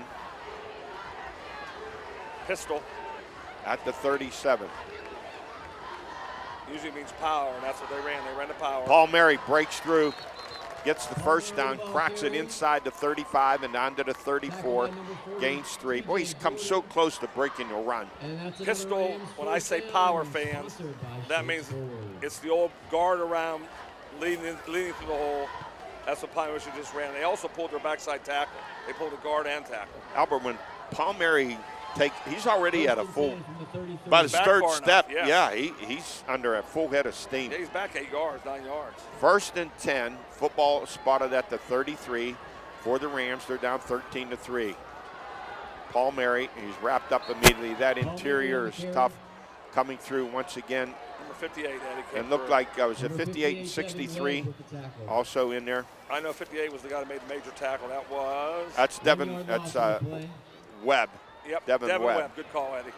That brings up a loss of yards. Boy, that's the thing. A lot of negative plays for Pine in this game. Seneca Valley brought the house on that one, Eddie. At the last moment, they timed it perfectly. I think timing of blitz is really important. They did it right. 2nd and 11 now for the Rams at the 34 of Seneca Valley. Clock running down to 8:40 in the 3rd.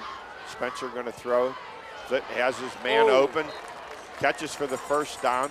Boy, you got rid of that in a hurry, and let's see who made that reception. Baloris on another reception. Boy, that came so close to being interception the other way, Eddie. Yeah, it looked close. They didn't react to that football. When that ball was in the air, I said, ooh, look how it's going the other way. Pick up a 12, 1st and 10 at the 22. This drive having started at the Pine Richland 25.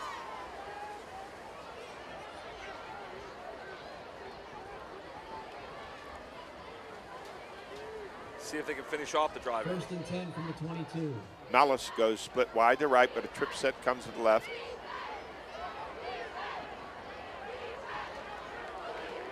Empty backfield. Spencer going to fire it down the sideline. Incomplete. Spencer's pass. They went for it all, Eddie. Went to number 3, Nico Andrews. Went for it all. 2nd down and 10.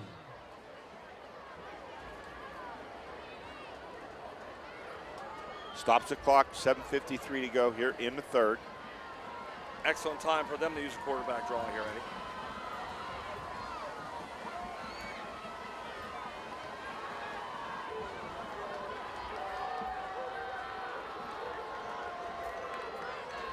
Double slot formation. Trip set over here to the left below us. Spencer. Now he's going to take off. Here comes the pursuit. He takes a real hard thump. Penalty on the flag. Just at about the 20 or 19-yard line. Let's see where the penalty marker is. In a place for holding.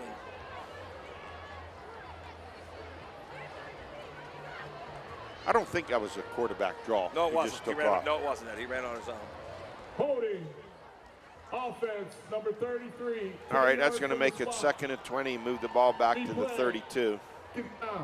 Yeah, it's a good call by you, Eddie. That was a planned pass, but he took off.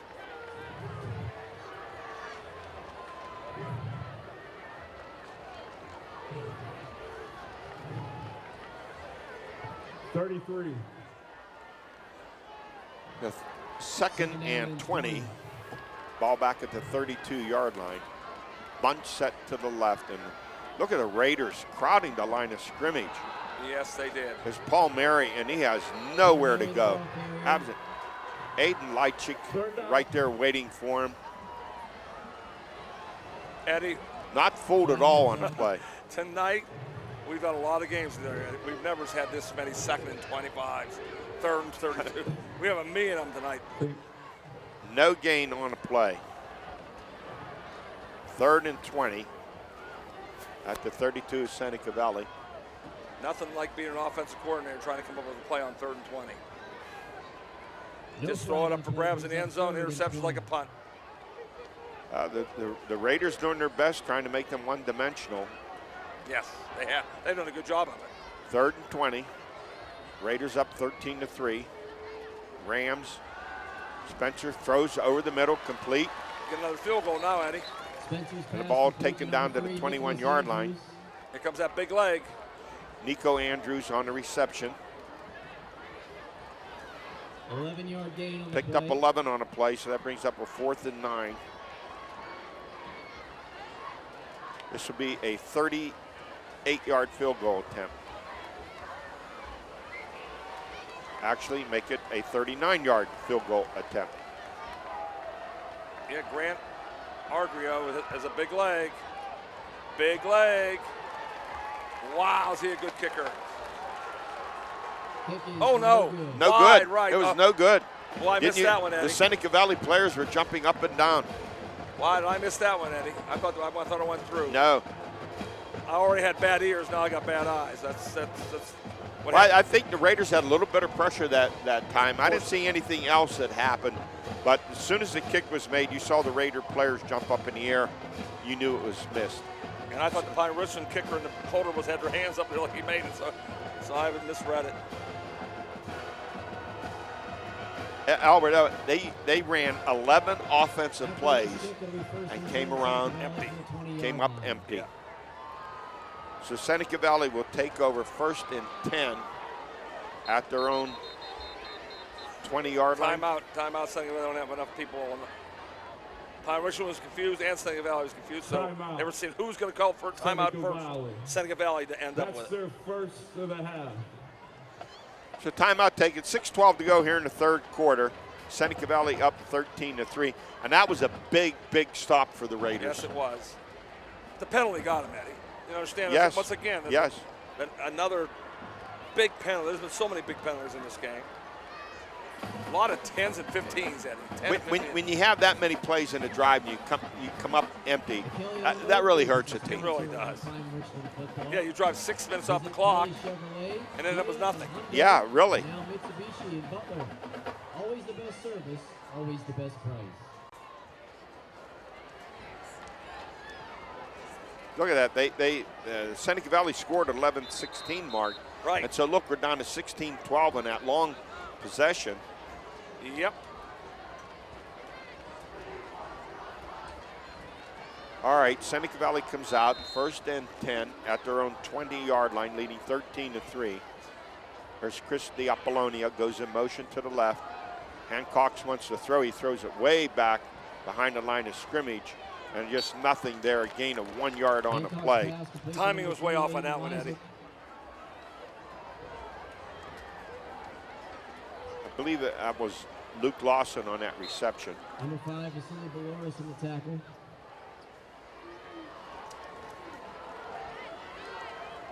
No gain, actually. Second down and 10. No gain, 2nd down and 10.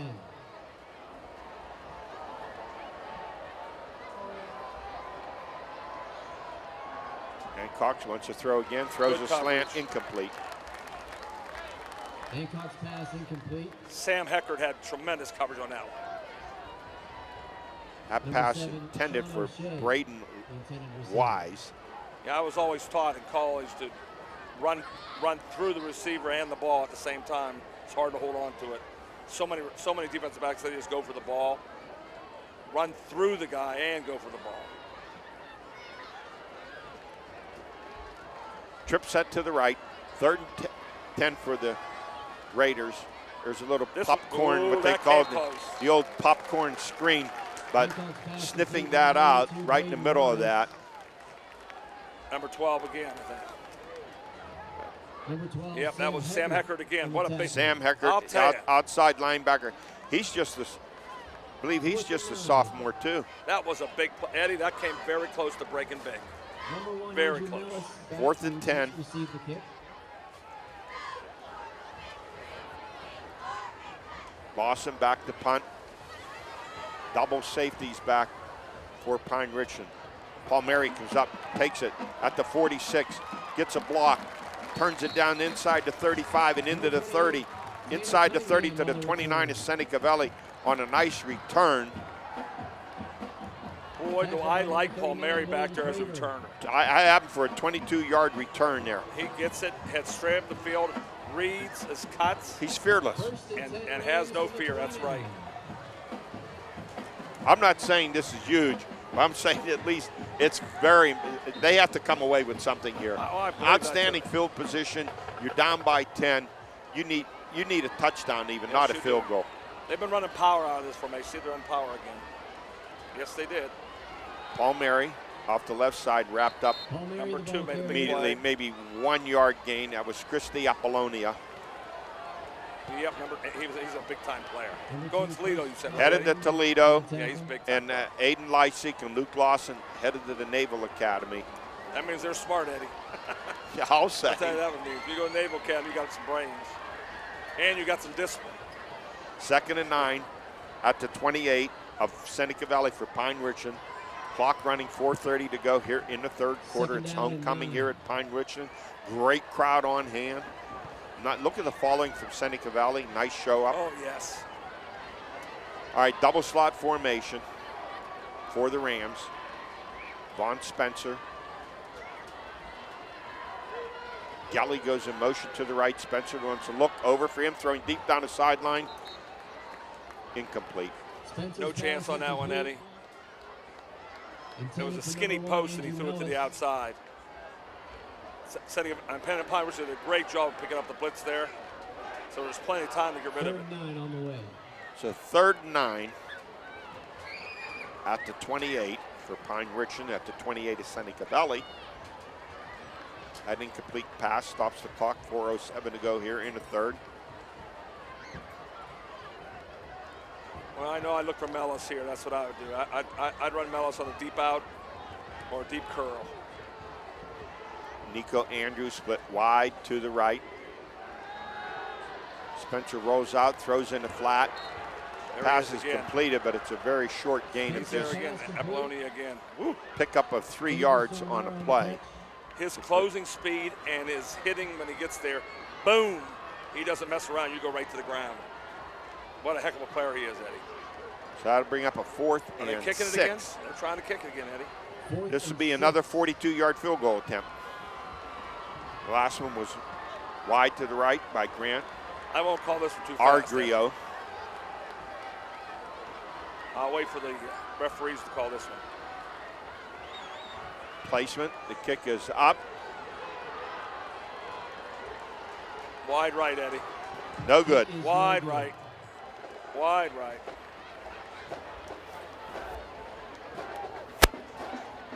So back-to-back missed field goals after a 42-yarder kicked there in the first half. The score remains in favor of Seneca Valley, 13-3, 3:27 to go here in the 3rd quarter.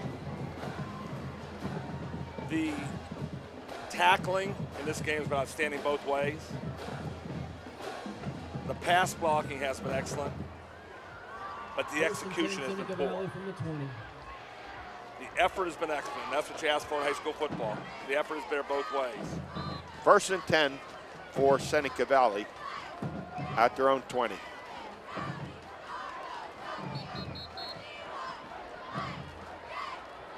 Number 6 wide, Craver on the More carry. wide Craver off the right side, maybe gets a yard, maybe 2. Number 75, I will give him Ryan 2 Corey yards. with the tackle. 2nd and 8. Gain of 2 on the Raiders play, quickly 2nd to and the 8. line of scrimmage.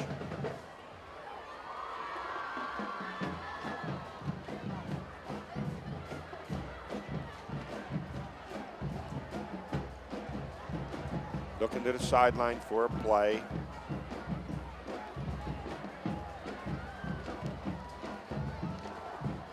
Good hole. Oh, Wyatt Good hole. Craver with a huge hole off the left side and leading the way, Fumble, blocking Eddie. Garrett. Fumble, Did he Eddie. turn it over? Or was he down? Pine Richland's I think they're oh, ruling they called him down, Eddie. They're ruling him down. They called him down. I wish I had a replay on that one, huh? Once again, they pulled Chris Apollonia, Yes. who was a slot to the right, and he led the way through. You can't say enough about someone like that in the Well, blocking he's been the player of the game tonight. First and 10, that pickup of 13. Yeah, Apollonia's been the player of the game. Now here's when you want to get your running game going with Craver, who comes into the game averaging 4.8 yards a snap and 260 yards rushing. But Hancock's throwing deep. Open. Wide open, incomplete, intended for Jackson Wetzel. It was a touchdown, had TD written all over it. They just threw it a little bit too long at the 35 of Pine Richland. 25 and 7 are arguing with each other off of Pine Richland. I think it's more important to communicate ahead of the snap and don't be pointing fingers afterwards. But he was wide open, Eddie. See if Seneca Valley regrets that one later in the game. So much for me calling the running play. 2:10 to go. Now they give it to Craver again off the left side. And he gets 3 yards. So bring up a 3rd and 7. 3rd and 7. Number 40, Max Heckert with the tackle.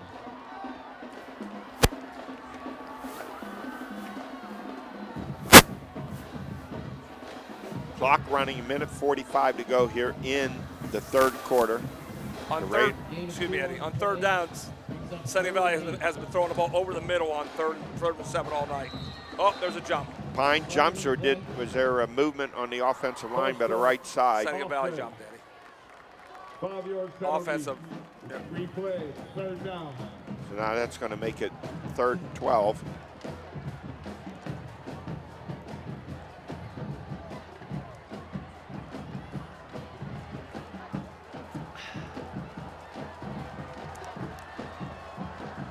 The last thing said to the quarterback on this play, a punt's a good play here, Eddie. And throw the ball away if they're all covered. Nope, Hancock's going back to throw. Has a screen. Oh, they have it's it. complete. Oh. Had one man. Yeah, and he who caught made him that tackle? Big play for Pine Looks like Richland. number 7, Eddie. What a big play that was.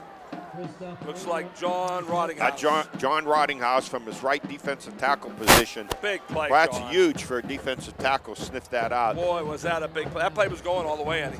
There was nobody else out there. That brings up a 4th and 10. 4th and 8. Lawson's punt, nearly blocked. Took a lot of time. Lucky to get that one off. And now scooped up by Pine Richland.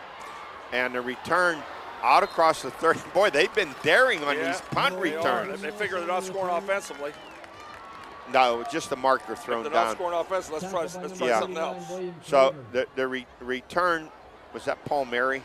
Out from the 21, or was that Mellis? From the 21 up to the 40, a 19-yard return. I think it was Malice, Eddie.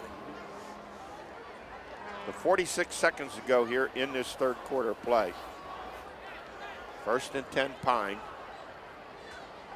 Howard, they really had most of the night very good field position. Seneca Valley's out on the field asking questions. They're huddling right now. I have no idea what they could be huddling about. Are they arguing that the play was blown dead? Possibly. I have no idea what they could be arguing about. And the ball should be spotted back at the 21? That's the only thing I can guess. See if he says something. Now they're moving the ball back. If they put it at the 21, they're going to say the whistle blew. Against the offense. Illegal fair catch.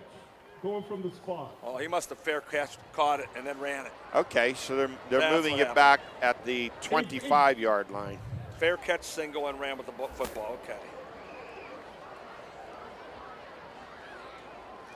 So it's 1st and 10 now for Pine Richland at their own 25-yard line. 46 seconds to go here in the 3rd quarter. Seneca Valley up 13-3.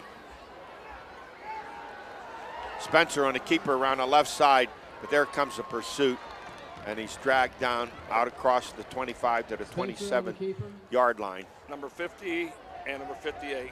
Number 50, For Seneca Lucas Valley. Lambert, the tackle. That's Lucas Lambert And Devin Webb ran him down. Yes. Second and 7. Big defensive front for the Raiders. See So if they gain get of 3. One more playoff here, Eddie. Second and 7, down to 15 seconds.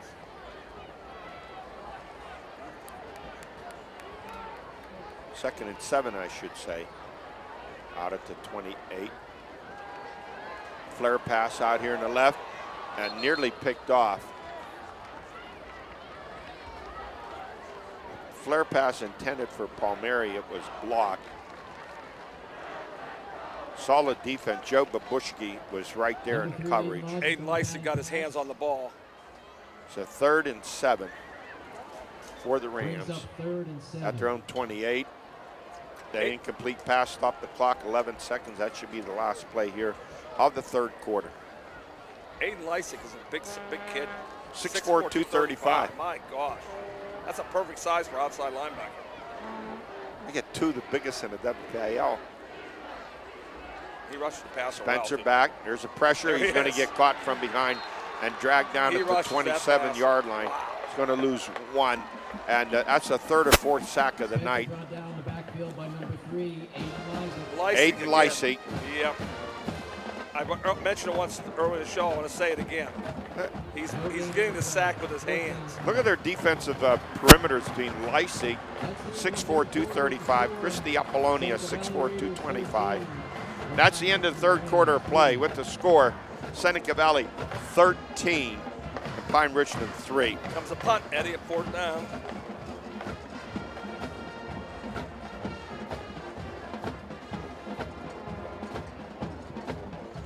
So it's 4th and 7. All right, let's get those 50-50 tickets out. Well, right now, the huddle of Seneca Valley should be saying safe punt.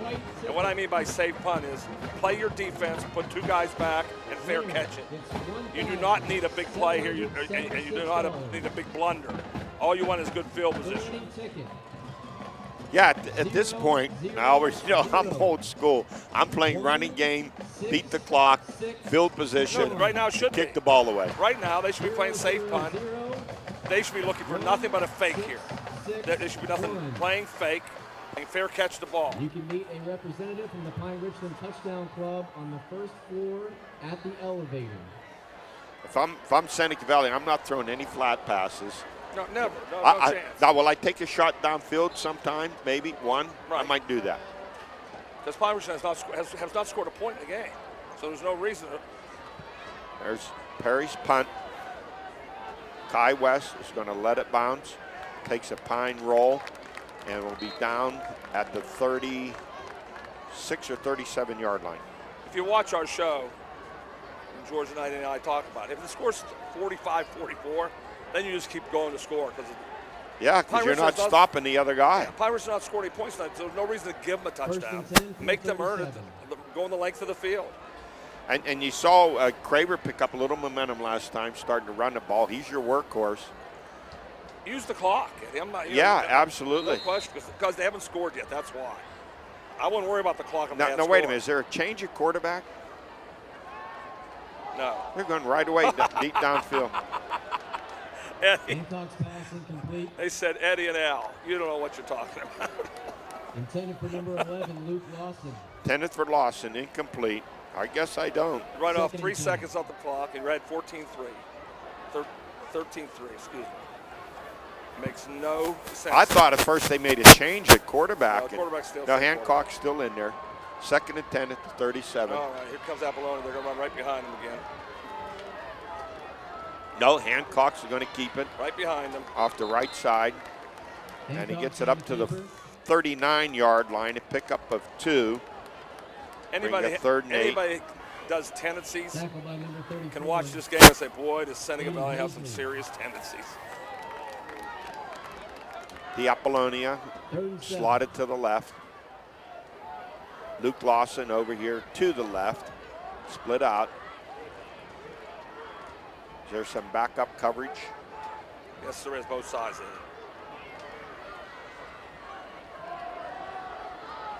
Craver breaks one tackle. We Came can't very break close. the second Craver one. on the carry.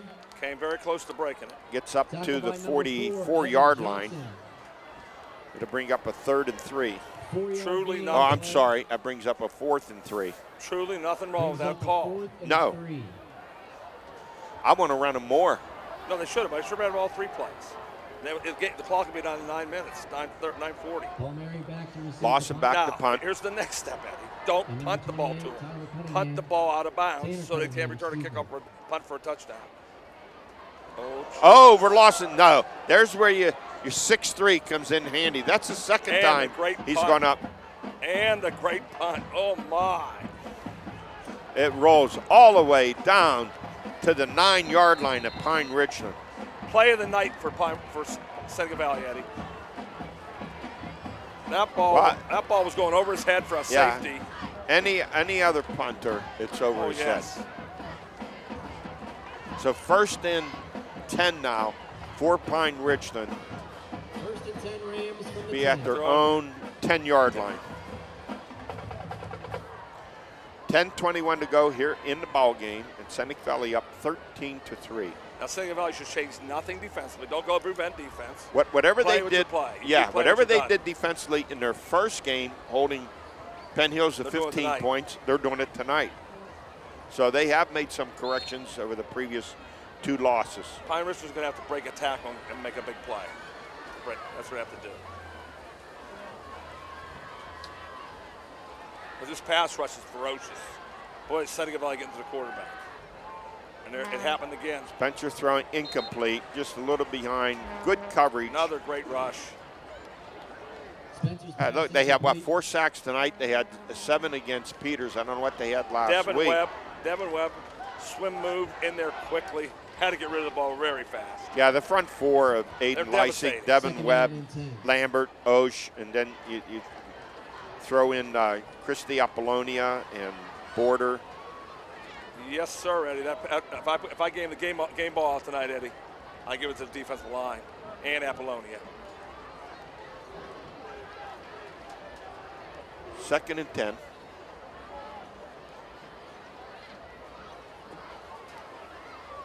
Spencer has to throw right away, complete to Palmieri. Out over the 20, has running room, crosses the 30, the 35, puts his head down, pulls across the 40, and up to the 44-yard line for a first down to pick up a 34 yards on that pass and run. Excellent pass. Say what, they blitzed Apollonia on that play. They come back to haunt him. They hadn't blitzed him much all night. And that's a Rams first down, sponsored by Schultz Ford. Nice play by Spencer.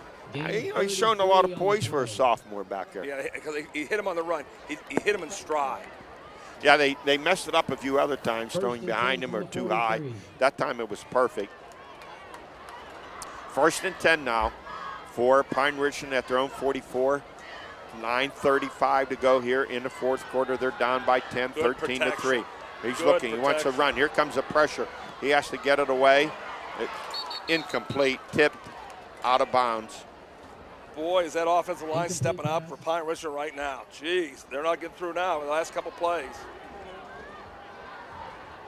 Great job by that offensive line. We haven't given them credit tonight. Now they're stepping up a little bit. The pass intended for Nico Andrews. 2nd and 10. Incomplete pass stops the clock at 9:30 to go here in the 4th. See if they bring an extra guy. I think they'll play with 7 back this time, Eddie. Malice and Bloris split wide to the left, the wide side of the field.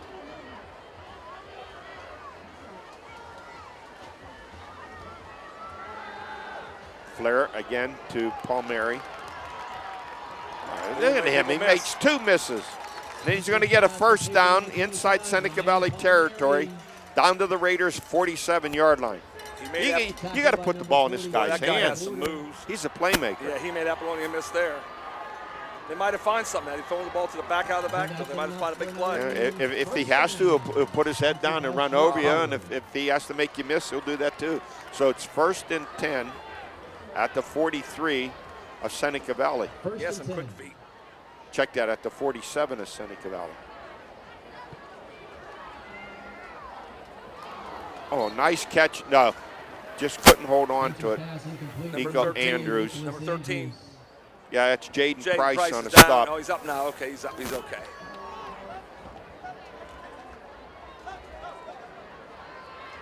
"19 yards on that flare pass play from Spencer to Palmieri. Second down 10 from the Second and 47. 10. For the Rams at the 47 of Seneca Valley, 9 minutes remaining here in the fourth quarter. The Raiders up 13-3. See if they go Palmieri out of the backfield again, Eddie.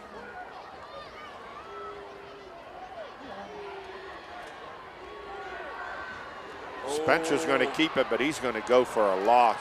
No, did he get it off? How Yes, did he he get did. that off? Did he flip it out? Flipped it out to Palmieri, and there's a penalty down too, Eddie. Spencer's Was there a pass face complete to mask? Ryan Palmieri. Was that TJ Border who had him wrapped up? Yes, yes, he did. I didn't see him grab the face mask. We're going to see what that call is. I can't believe he got rid of the ball. Came in late. I'm just guessing face mask. No penalty. No Must penalty. have been shoulder pads, Eddie.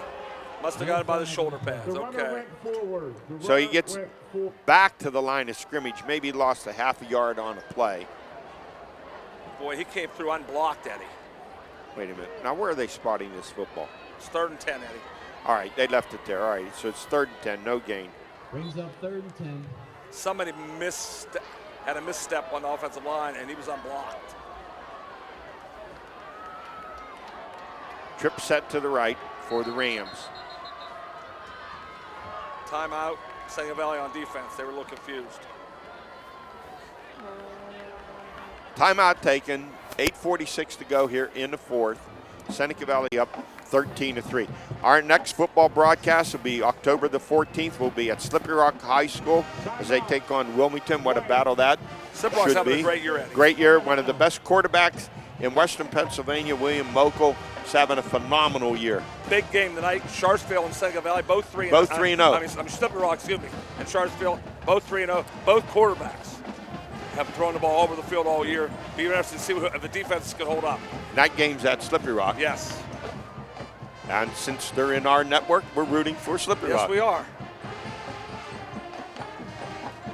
I know Wilmington's 2-1, maybe, but they're still Wilmington.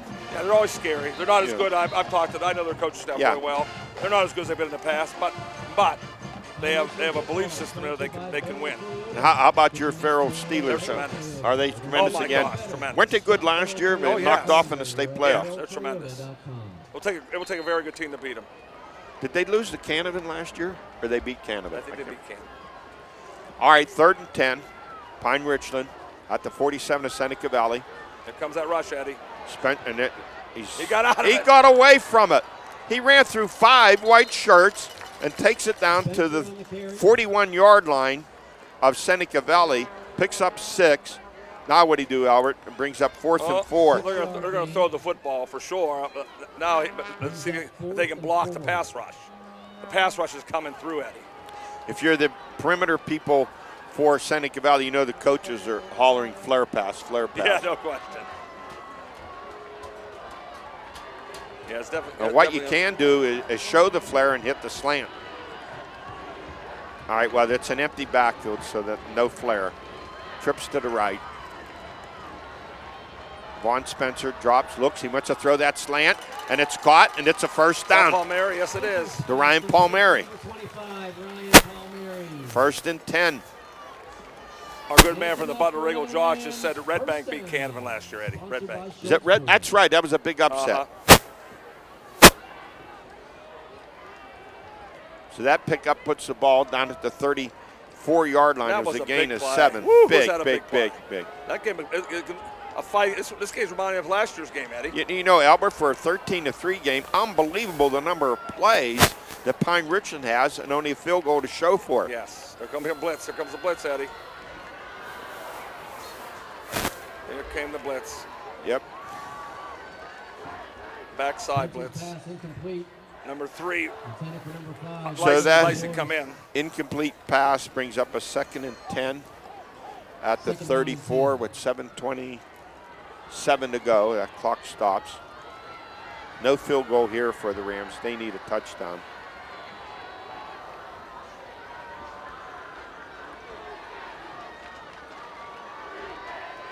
2nd and 10. Pine Richland's had some big plays on this drive. See if they can pull another one out of their hat.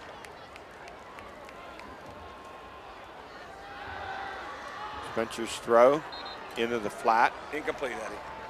So I'll bring up a 3rd and 10. Spencer's pass incomplete.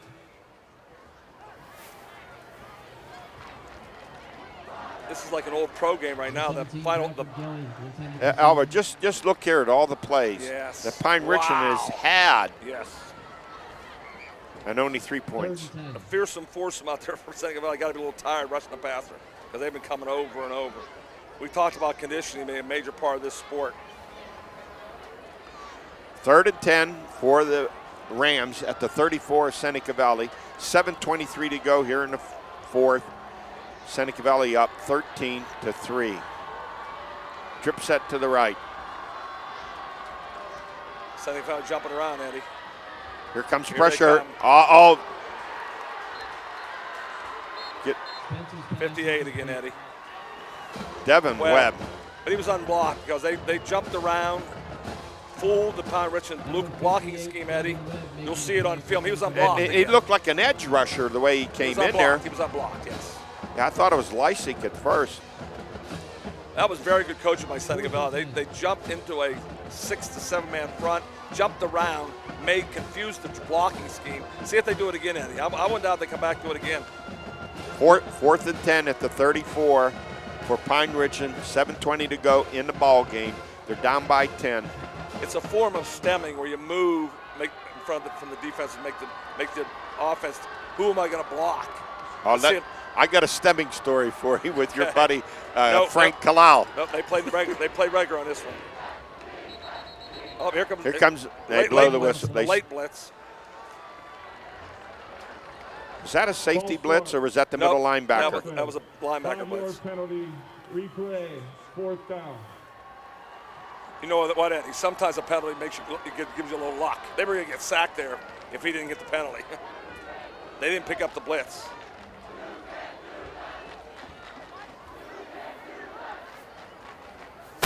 Five-yard penalty. 4th and 15 after the penalty. Was it 5? Yeah, Willem. No. Yeah, it was 5. It's 15 right now. 4th and 15. Willem Craver's the one that blitz. See if he blitz him again. That's right. Willem Craver. See if he comes 4th again. and 15. Moves it back to the 39. Here comes the pressure again. Here's a throw down the sideline. Did he catch it? No, he couldn't hold on to it. Didn't hold on, Eddie. Woo! That was number 5. Baloris. Oh, my. And Albert, there was a receiver inside of Baloris who I thought was open at the 10-yard line, too. He had his choice there. I'll tell you one thing. Seneca Valley rolled the dice there. They went 1-on-1 out there. Gave him an opportunity. There was nobody over the top. I thought there'd be somebody over the top. There wasn't. Well, where was the safety, Lawson? He was in the middle of the field. That's where he was. Yep. So that stops the clock, 7:09. But now it's 1st and 10 for Seneca Valley. Let's see and if they'll have the ball. This time. I think they might run the football this time, Eddie. I'm not saying a word. They have the ball at their own 41. Follow number 2. That's all you got to do. There's Craver off the right side. It picks up 3. More importantly, the clock runs under 7 to play. We talked about this on our show on Monday, Eddie. Right now, that ball should not be snapped for 34 seconds. You don't snap the ball quick at all. You're somebody on the sideline saying, not yet. Right. Look at, there's 20, how much time's left on the clock? You have someone on the sideline, who's telling them when to run the play. Snap with 1 second left on the clock. Pick up a 3 makes it 2nd and 7. Right now, there's 16 left. They snapped it with 16 left on the clock. And the quarterback's going to keep it. That's all right. He gets a yard on a play. 3rd and 6 out at the 45. The Swami, Georgia and me will go nuts over this every Saturday and Sunday. And it happens in high school. I can understand high school a little more, but we saw it in the opening game with Florida State and LSU. Because there's a clock. You're looking right at the clock of the quarterback. Yeah. You look at that clock and say, don't snap it. There's 1 second left on the clock. We see the college coaches do this. Craver off the right side. Good surge, the left side of that defense for the Rams. Nice job by Pine Richland getting penetration. Tell you one thing, the effort's there tonight, Eddie. You know, as a coaching staff, that's the first thing you look at on film. Yeah, that defensive front The of effort's Aiden there. Hazley and Ryan Corey and John Rottinghouse and Joe Perry, they've done a pretty good job here Oh, tonight. tremendous defensively. This effort's been there. So that stops the clock. 5:50 to go, 4th and 4. When I make a check mark of coaching, that's the first thing I look at. Put the film on and check out effort. Second is technique. Look at those two things, and then you can make. Well, I think the coaches are going to come away and say, "Hey, we made big improvement in our defense." And when John Ladon looks at the film, Pine Richland, they had an awful lot of offensive plays, just too many mistakes, too many missed opportunities. Let's watch this snap, Eddie. Remember last time it almost went over the head. I would blitz from the left side to the right. They've been coming from the right side all night. He runs away. He kicks it going to his right. Palmieri and Mellis back deep. He runs the running kick going to his right.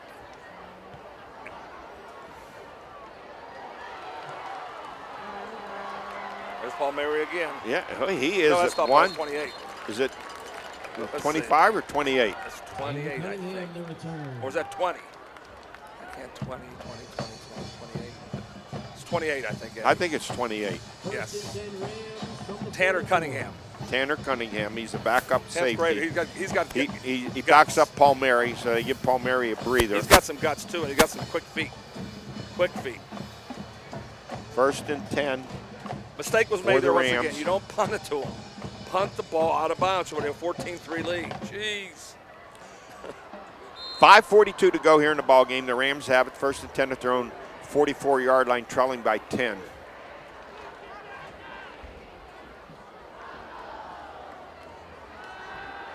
Here comes the rush, the pressure, the pass over the middle. It's complete. Oh, what a great tackle there by Chris the Apollonia. Yeah, they'll give that one. They'll give a 3-yard gain. They don't mind that play. Anytime. 2nd and 7, ball out at the 47-yard line. Yeah, Vaughn Spencer was looking downfield and decided, okay, I better get rid of this ball.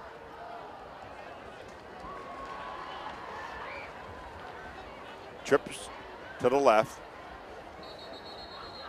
Penalty marker. Defense offside. The defensive back jumped in the zone, Eddie. Number four, Evan Johnson.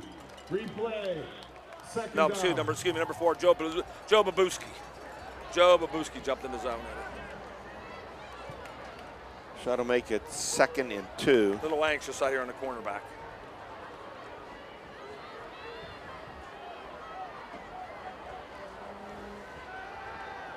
Spencer looking, throwing deep down the field for Mellis, intercepted by Seneca Valley.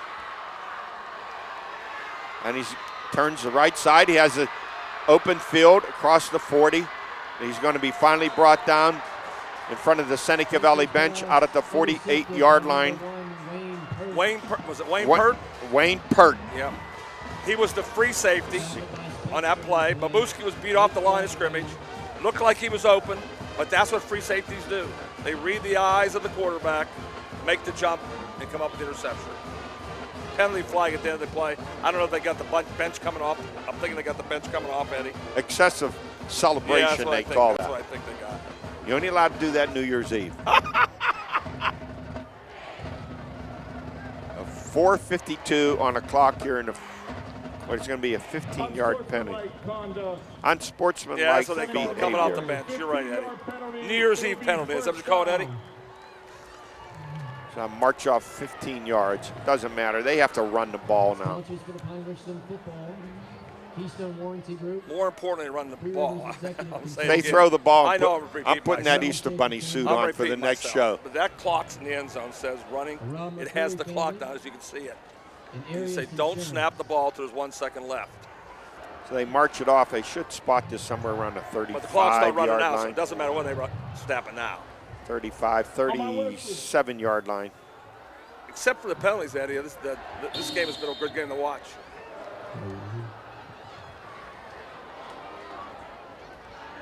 Craver, he nearly popped that one.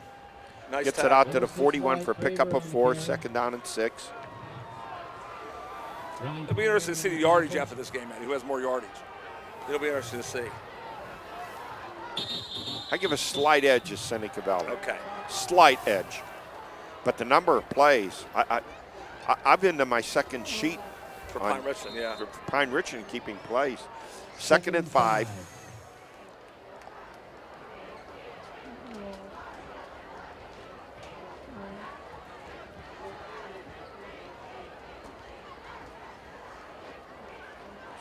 Raiders being very deliberate, as well they should be. Craver to the left side, and he's going to get it off the right side. Stay in bounds. Stays in Ryan bounds. Craver, the ball carrier. Gets it up to the 45-yard line, a gain of 3. Excellent tackle.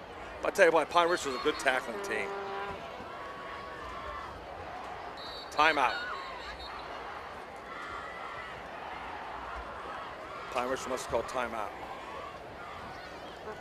So that bring up a 3rd and 5. Down to 3:54, Eddie. Timeout. Pine Richland.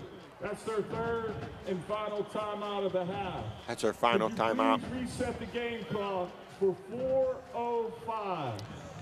But 4:05 back on the clock. Okay, that changed my time. Both these teams could be good by the end of the year, Eddie. They could Yeah, be. big improvement both teams defensively. Yep. They really needed a good defensive effort here They tonight. got effort. And, They did. and what was puzzling, of all the teams that Seneca Valley played, they stopped one of the best running teams in 5A in Penn Hills. You know they have great athletes, Right. and they have a quarterback who can run. They beat them 17 and 15. Maybe they thought, well, this is going to be easy this year. We Never beat a take it good easy. Penn Hills team. Yeah. They got stunned by Peters Township and the loss last week to Cannon McMillan in the conference. This should be a quarterback draw, Eddie. There should be no doubt. All right, Second and I have four. it's 2nd and 5. This I'm has sorry. to be a quarterback run. Yeah, it is. It is. You had to And, do it. he's belted hard right in the That's middle okay. there, led by John Rottinghouse, right in the middle of that defense. Number It was the right 75, call. Ryan Corey on the stop. That is time's 3rd and final timeout. You made Pine Richland use their last time out, Eddie. I think Ryan Corey was in there too for the Rams. Well, I will say this, Eddie, and I'll make an announcement right now. If Seneca Valley gets his first down, you could pull a Don Meredith. You could say, turn out the lights, the party's over. 3rd and 4. If they stop me here, they still got a Yes. chance to win this game. 3rd and 4, their own 44 for the Raiders with 3:59 to go. Still got a chance to win this game. It's a big play for Pine Richland's defense. And you're going to see their secondary back up a little bit and keep everything in front of them.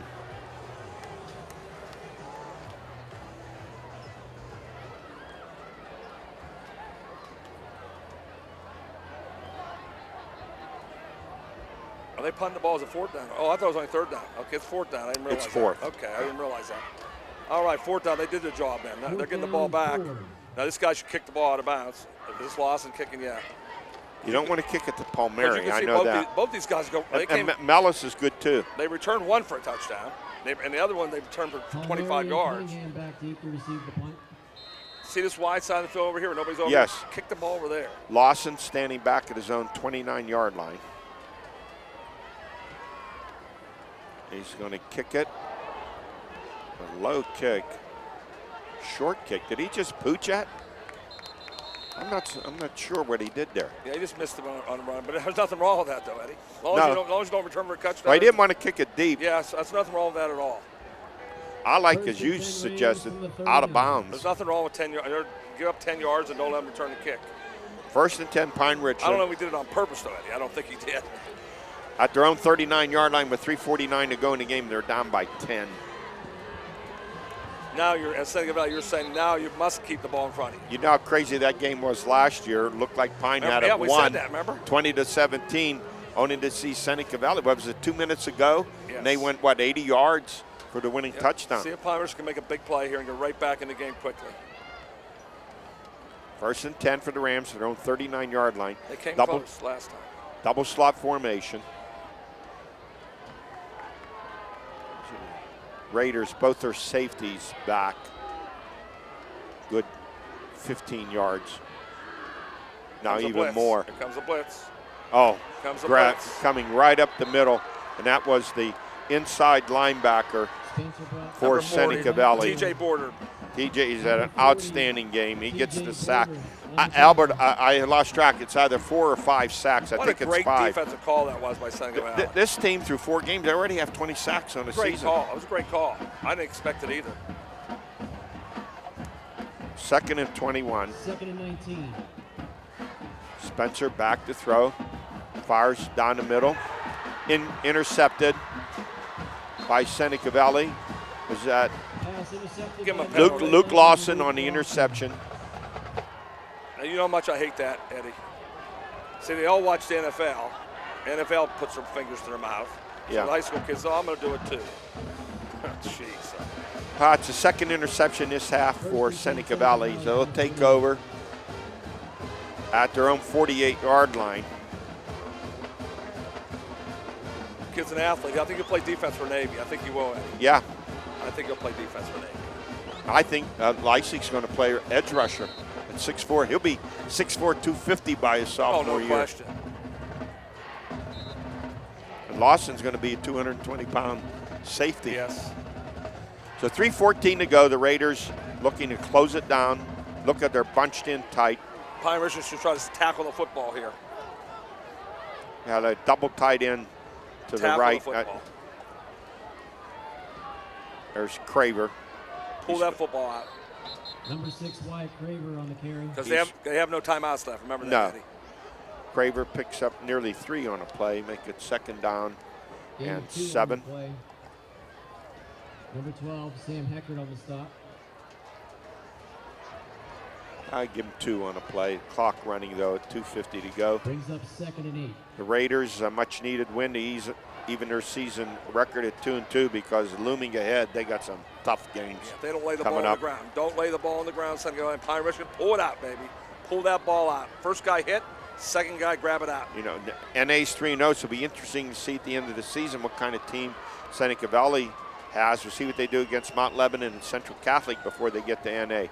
Craver on the carry, he's wrapped up immediately and dropped. No Number gain 6, on the Wyatt play. Craver on the carry. Andrew Mellis blitzed from the outside and got him come Number behind. 1, Andrew Mellis on the stop. Ball right at midfield. Pine Richland's taking chances. Now you Gain of have 1 to. on the Yeah, play. You have to. absolutely. Yeah, you got it. That was a corner blitz, and there's Brings nothing up wrong with 3rd that. down and 7. John Ladon, his first year here, very successful at Penn Hills. He's getting things figured A out. tough time to come in. You Yeah, know that, Eddie. right. Tough time to come in.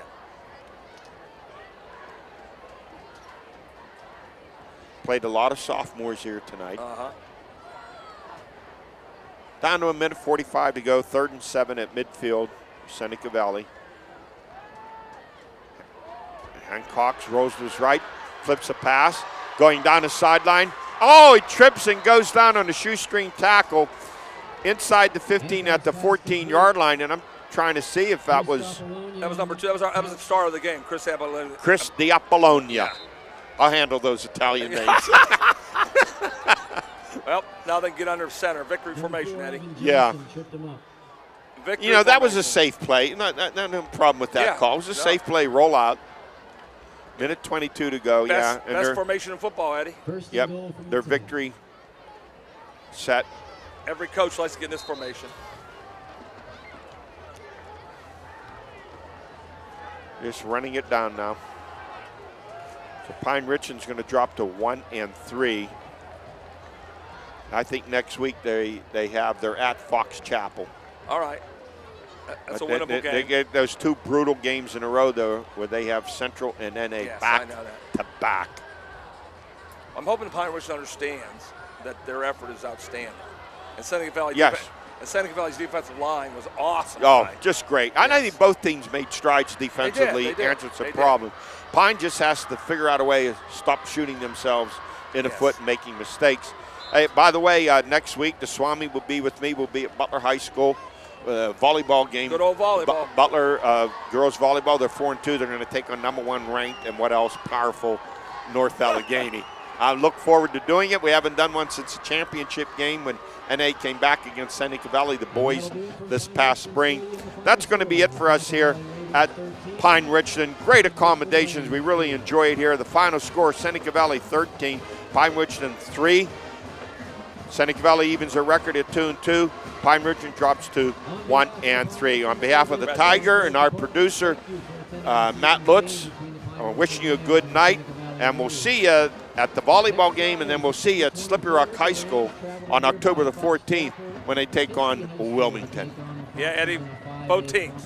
Yes. Keep your heads up. The effort was outstanding. Now we got to look at the film and how we improve on our execution.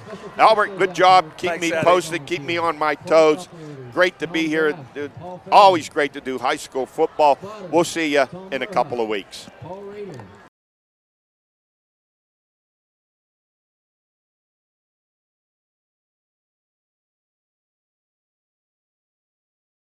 Participate in the October 7th Totathon Cash Bash by purchasing tickets to the in-person dinner. That's where I'll be drawing winning numbers for the cash drawings.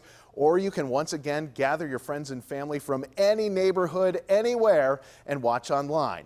And anyone can purchase tickets to the basket raffle. Sponsorship of the events helps the Toto team receive the financial support needed to help keep these programs fully funded and accessible to those in need of empowerment, acceptance, and community. So let's all be like Mr. Rogers, look for the helpers, and support them as they help others. I look forward to seeing you in person or even online on October 7th as we come together and support this local nonprofit community center's mission to empower people to connect and thrive.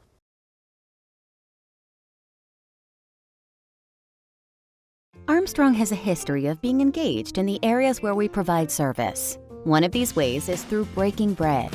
Food insecurity affects over 12 million children and 5 million seniors nationwide, putting them at risk for chronic health conditions. We're taking a four-prong approach to fighting hunger by collecting donations, volunteering time, donating money, and raising awareness. Visit ArmstrongOneWire.com/breakingbread to find a list of community feeding programs in your area. Armstrong's Healing Heroes initiative is changing lives for area veterans struggling with disabilities, such as PTSD, traumatic brain injury, and more. These incredible dogs help give people back their self-confidence and independence. We've raised over $300,000 to train and donate service dogs from guardian angels to veterans in our communities. If you or a loved one are a qualifying veteran, please visit ArmstrongOneWire.com/healingheroes and click Apply Now. Together, we can unleash the power to heal.